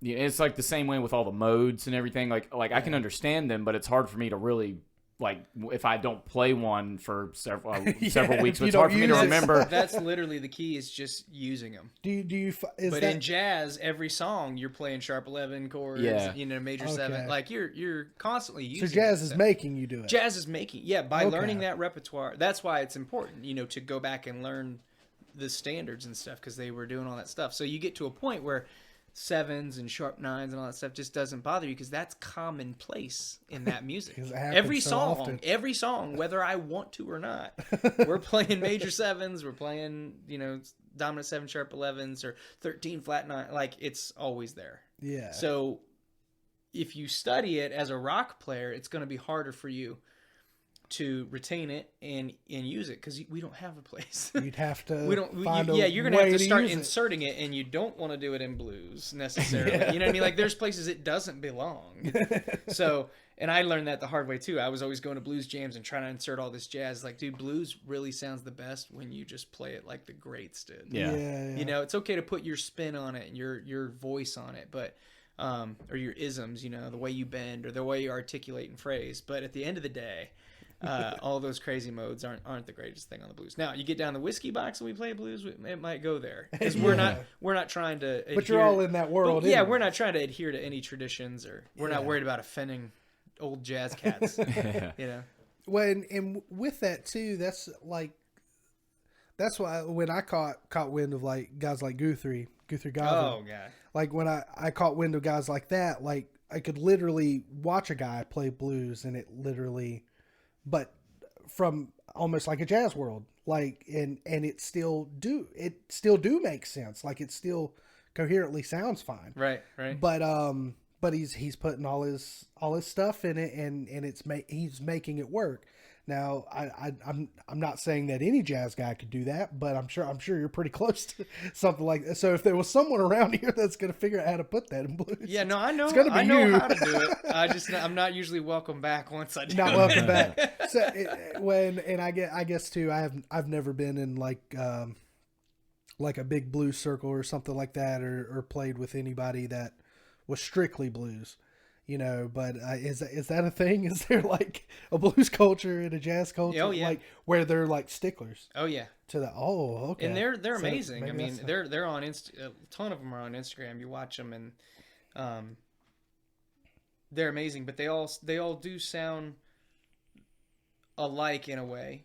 They all do have their own voice. There's certain things like maybe vibrato or things like that might be different, the way they bend or something. But there's a blues tradition there. So for me, that's important to know. I mean, if I want to be a working musician, it's like, okay, I need to pay tribute. Just kind of respecting it. Right, you need to pay tribute to the style. Otherwise, you're not playing the style. If I don't do it the way it was done, then I'm not doing it the way it was done, you know? So, but for me, I just look for the opportunities to play when it's like, okay, we're going to do a blues song, but hey, everybody, here's Matt Sickels. And so what that's doing is giving me the go-ahead to do my thing. So if I want to quote some jazz cliches in there or some blues cliches in there, I know them and I can do them, but Maybe I'm also that's what trying Guthrie's to. doing. I'm also trying to. Yeah, well, he absolutely. It's like is. you already know. So you already know what's coming. Absolutely. So. Every solo, every blues solo and jazz solo that he does, he's absolutely quoting jazz isms in there, like licks I know.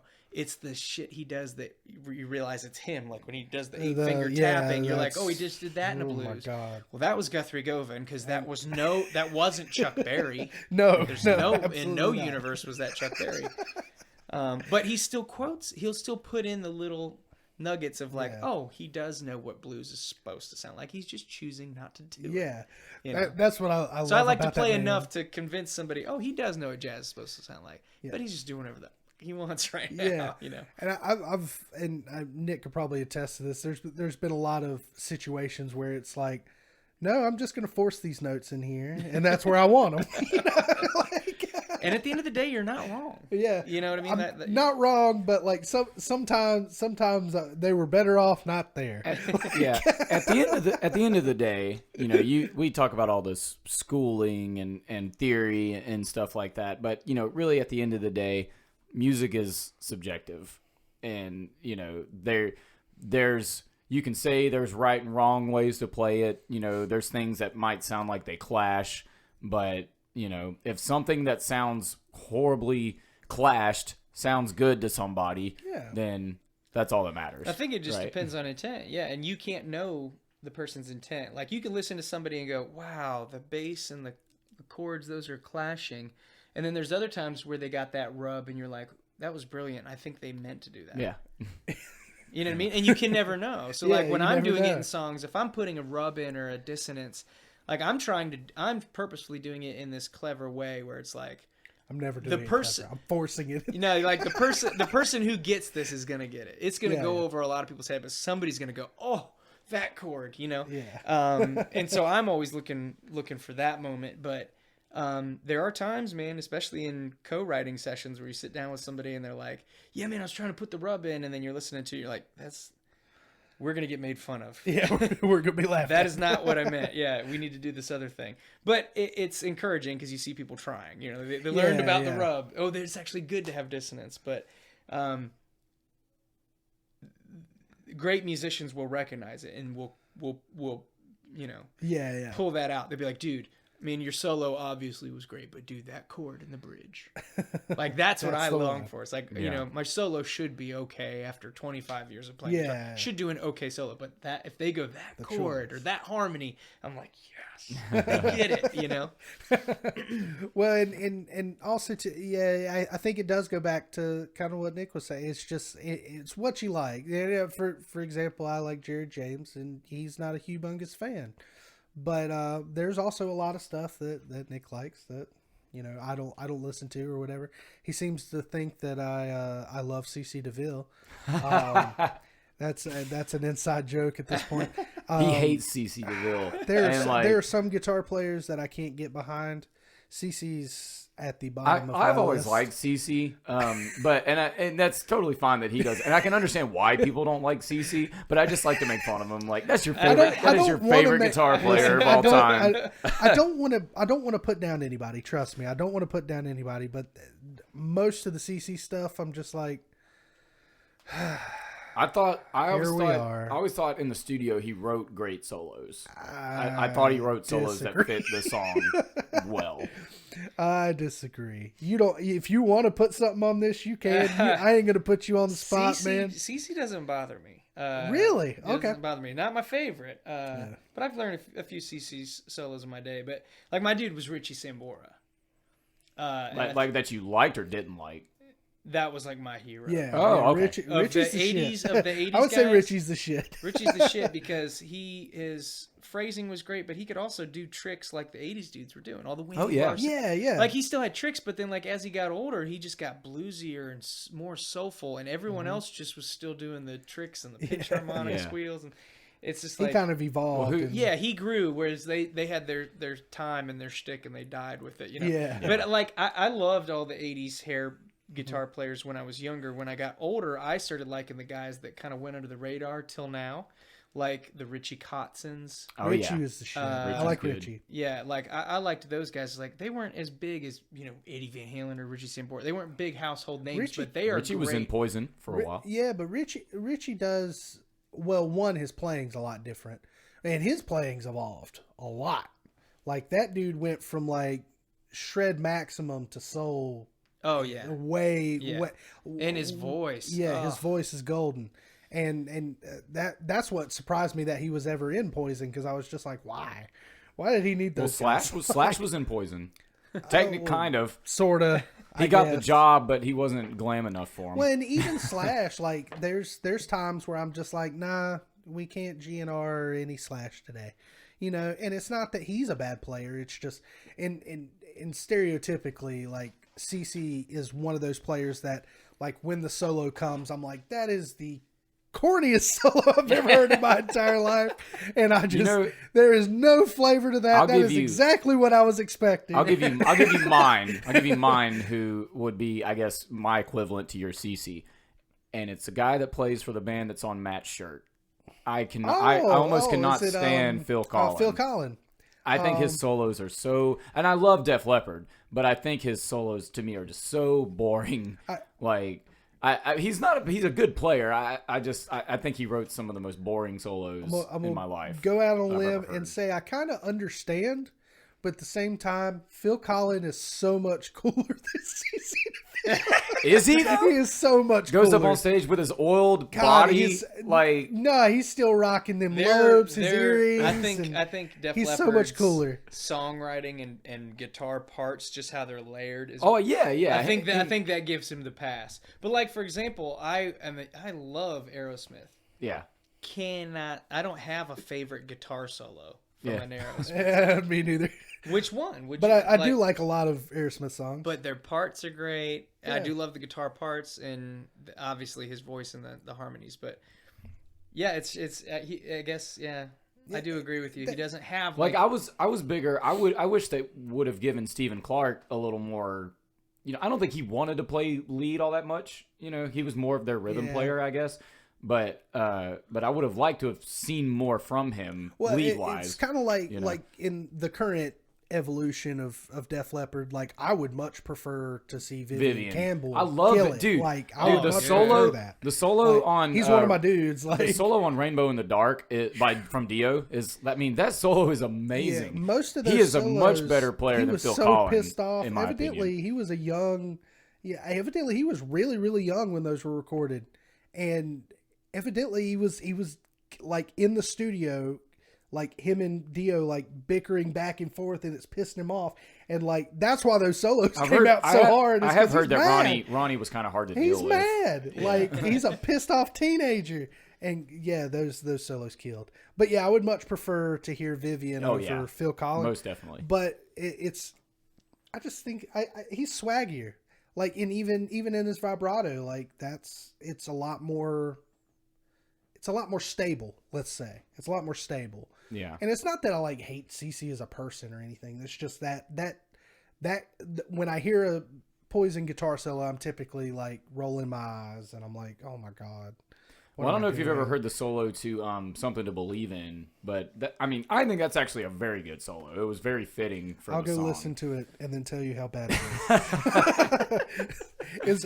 I meant to ask, because I know you said there's a lot of jazz guys and kind of old school guys that you like, but is there like a guitar player other than, I guess, Richie Sambora, just a guitar player overall that's like, that's the dude. Like that's the guy. When I found Guthrie Govan, that was Guthrie definitely did a it. thing. But I think for the old jazz guys, like when I found Joe Pass, I've said his name many times. There's obviously like Tal Farlow, like many other jazz guitar players I can Joe name. Pass is a big name, man. Like he's just a reason. He's just the best that ever did it, man. He's just the best, especially the solo guitar thing. Like he's just the best that ever did it. And I've listened to so many jazz guitar players, so I would say him and Guthrie Govan, obviously Eddie Van Halen. Like those three. Eddie, those three kind of did it for Joe me. Pass and Richie Sambora. Well, we're cutting it close, so I'm gonna go ahead and get into legit or shit if you're cool with that. All right, let's do What it. is this? Okay, so I feel uncomfortable. legit or shit is something that came out of Nick's drunken mind, And so basically, it's kind of like a version of Two Truths and a Lie sort of thing. Okay.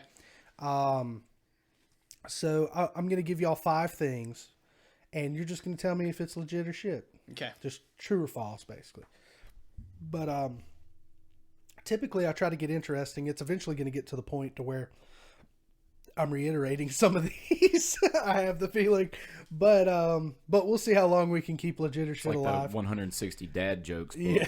You know, sometimes you can't remember which ones you've already said. I feel like I'm going to run across some of them again, but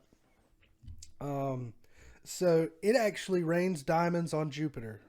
Legit or shit? Excuse me. I'm gonna say it's shit. Shit. I'm going to say there's no way for us to definitively know, but perhaps shit. Shit It is shit. is wrong. It is legit. Legit. Okay.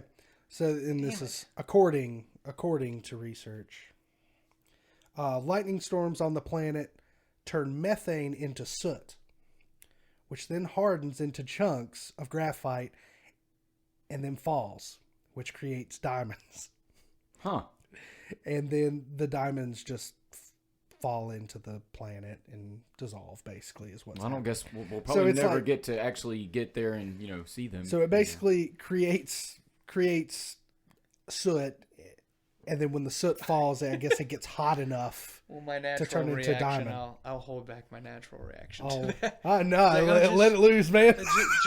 Just as God intended it. Just as God intended it to rain That's how diamonds. He created it to rain diamonds. I've lost my mic. Have I been there's- talking into my mic with it upside down for this long? We'll find out. But anyways, so unfortunately, I've gotten you both just as God intended.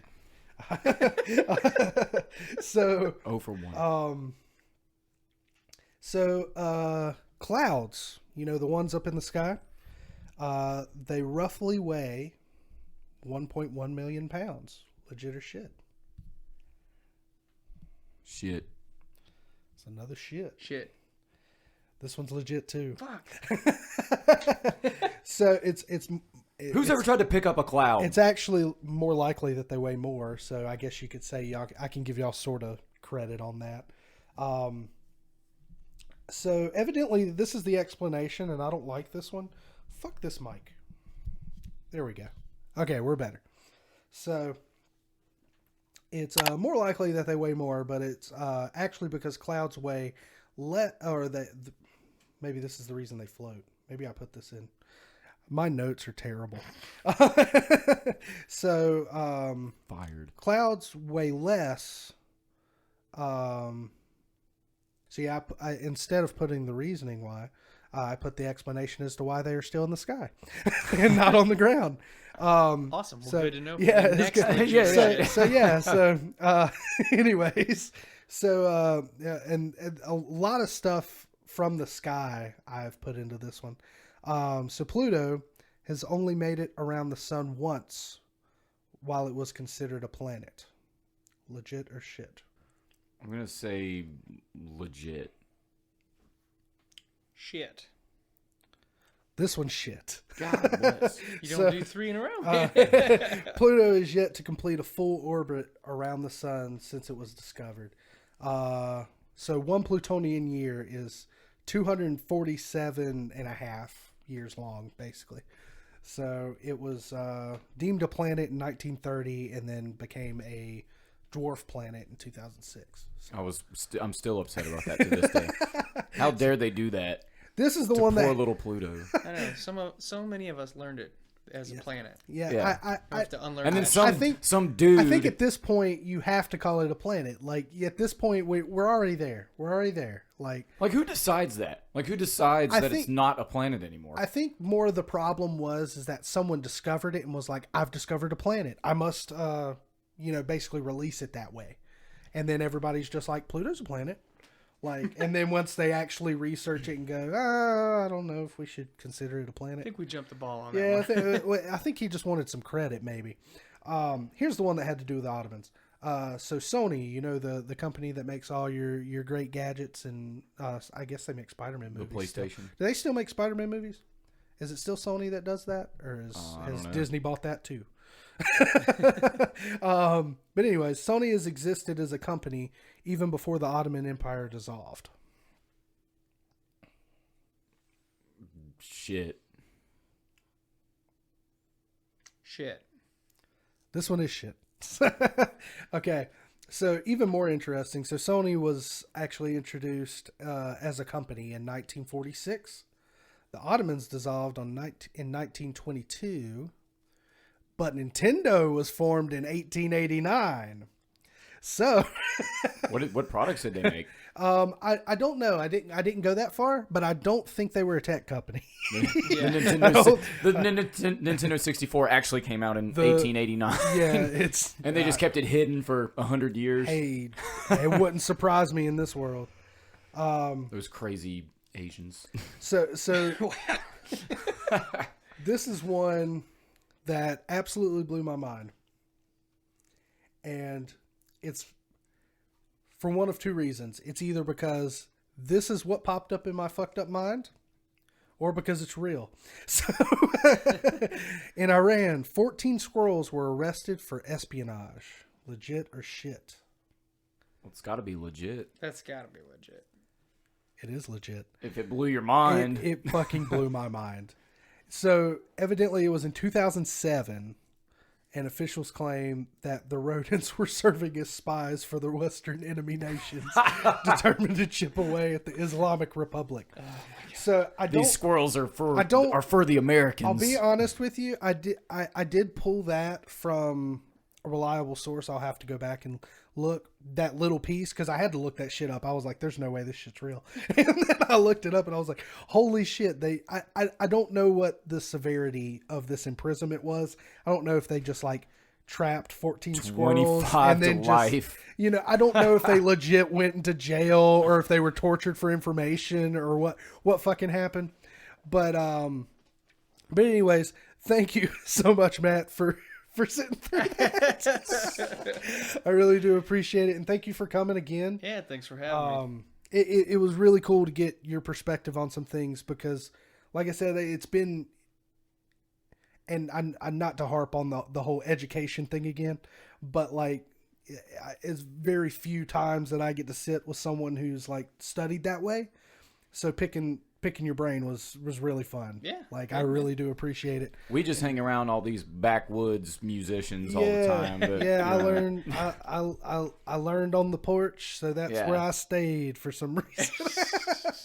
But yeah, so and I know you said you had some singles coming out hopefully early summer. Is there any great places that you would like people to find you at? Like you would prefer if someone was looking for something, YouTube or? Yeah, you can look me up on YouTube, Instagram as well. Instagram is Matt_Sickels, Sickels. Awesome, and I'm sure Nick will do a good job of putting that in the description. Find Matt Sickels, find Karate Club, and if you're in the Winston-Salem area, go and check out Anamika. They're great. I'll be doing that. I and also to too, see this. some of your local artists around here in North Carolina. Matt sometimes will sit in and play guitar with them. So there's like Megan Doss.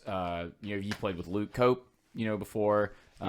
Just watch his socials because I mean you're playing out all the time. So so someone if y'all really need to catch this cat because it's I've only had the luxury of seeing you on video, so I'm excited to see you live, man.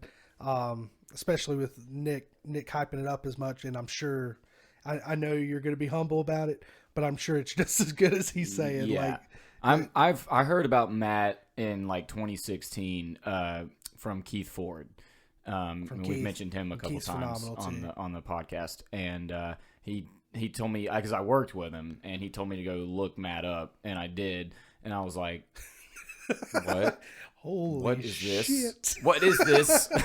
I've never heard playing like this from like a local guy in my life. Different world. Yeah, it was a whole different world. And then I think I came and met you at Camel City Barbecue one night. You were playing with somebody, I can't remember who you were playing with. Unfortunately, Yeah, but- Dana Bear. Yeah, okay, that's who cool it was, place, right. too. That yeah. was just before I think we met up, got dinner, and talked about. Yes, that had to have lessons been or something. probably in like 2017 or something, because I started teaching at Love That Music in 2018 is when Gotcha. when we met up, and Right, you know right. you got me to meet Tim and all them, but yeah, so Matt, I mean, you have to be, in my mind, like the greatest guitar player, at least in the state of North Carolina. You know, like, and so He's not kidding. and You're no, legit. and no disrespect to any of the other great players around here. You know, it's just like there's just Matt is just a freak of nature. Yeah, and so absolutely.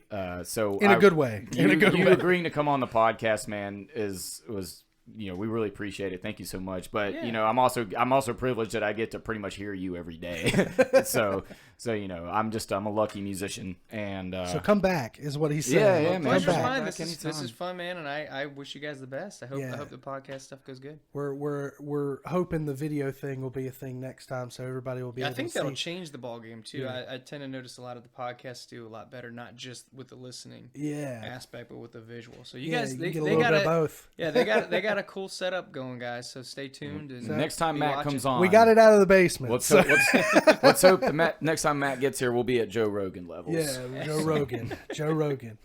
Well, thanks again, Matt. Is there anything else you need to add to this, Nick, before I close it out? Just follow us on the socials, the Facebook. Always forget about ourselves. We have a Facebook group, not a page, a Facebook group, so you can join and engage in any conversations that we may have. You can find us on the episodes on YouTube and Spotify and Anchor and some other places. Yeah. Too. Well, there's a Google Podcast. There's a bunch of other places, but if you go to the Anchor site, you'll find all that.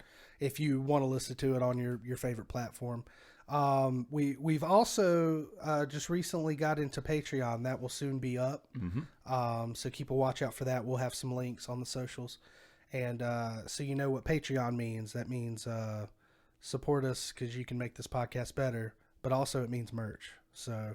Merch is coming. But anyways, so it's been 2 weeks. We'll see you in 2 more. Thanks again. And thanks again, Matt. Oh no, we have to do one more thing before we take off. Oh yeah. If you will. Or you're not gonna pray for me, are you? Or something? No, Okay. I'm not gonna pray. Matt, you have been sinning way too much, sir. I just got real I need to uncomfortable. pray for your soul. Nah, listen. Okay, so I'm spiritual, but it's not to the point that what you could. There's nothing you could do to offend me, bro. Trust Oh me. yeah, no. We're not gonna succumb anybody to some unnecessary I think stuff. I consider myself But- like agnostic, so you're not gonna really bother me. Okay. Yeah, you're not. Yeah, you're not gonna bother us. But like we're not gonna push anything like that onto you either. So what I really want you to do is if you'll just give us hi, I'm Matt Sickels and get disarranged. And that's become a thing that I'll either play at the beginning or at the end, and it's Gotcha. become a tendency. So, Right. But just whenever you're ready, man. Disarranged, right? Get disarranged. Get disarranged. Disarranged. Yeah. All right. Hey, I'm Matt Sickels. Get disarranged. Awesome. Thank you, sir. So now it has been 2 weeks, and we'll see you in 2 more. Y'all have a great night. There's a Adios. penis on the wall, man. I don't know if you've noticed. You know, Nick- as Nick gave me I that first penis thought for it was, what was the Christmas. dinosaur that goes up and gets the leaves out of the tree? Nick, I first thought it that was was my that, but as Christmas soon gift. as you said it was a penis, I got thought it was a one, I got dinosaur. really hungry. 2, I started salivating. I was yeah, kidding. Nick gave me No, that. It's so got what- humongous balls, too. It does. Those are balls. So what did you get that? Okay, yeah, leave that in. Prepare to get disarranged.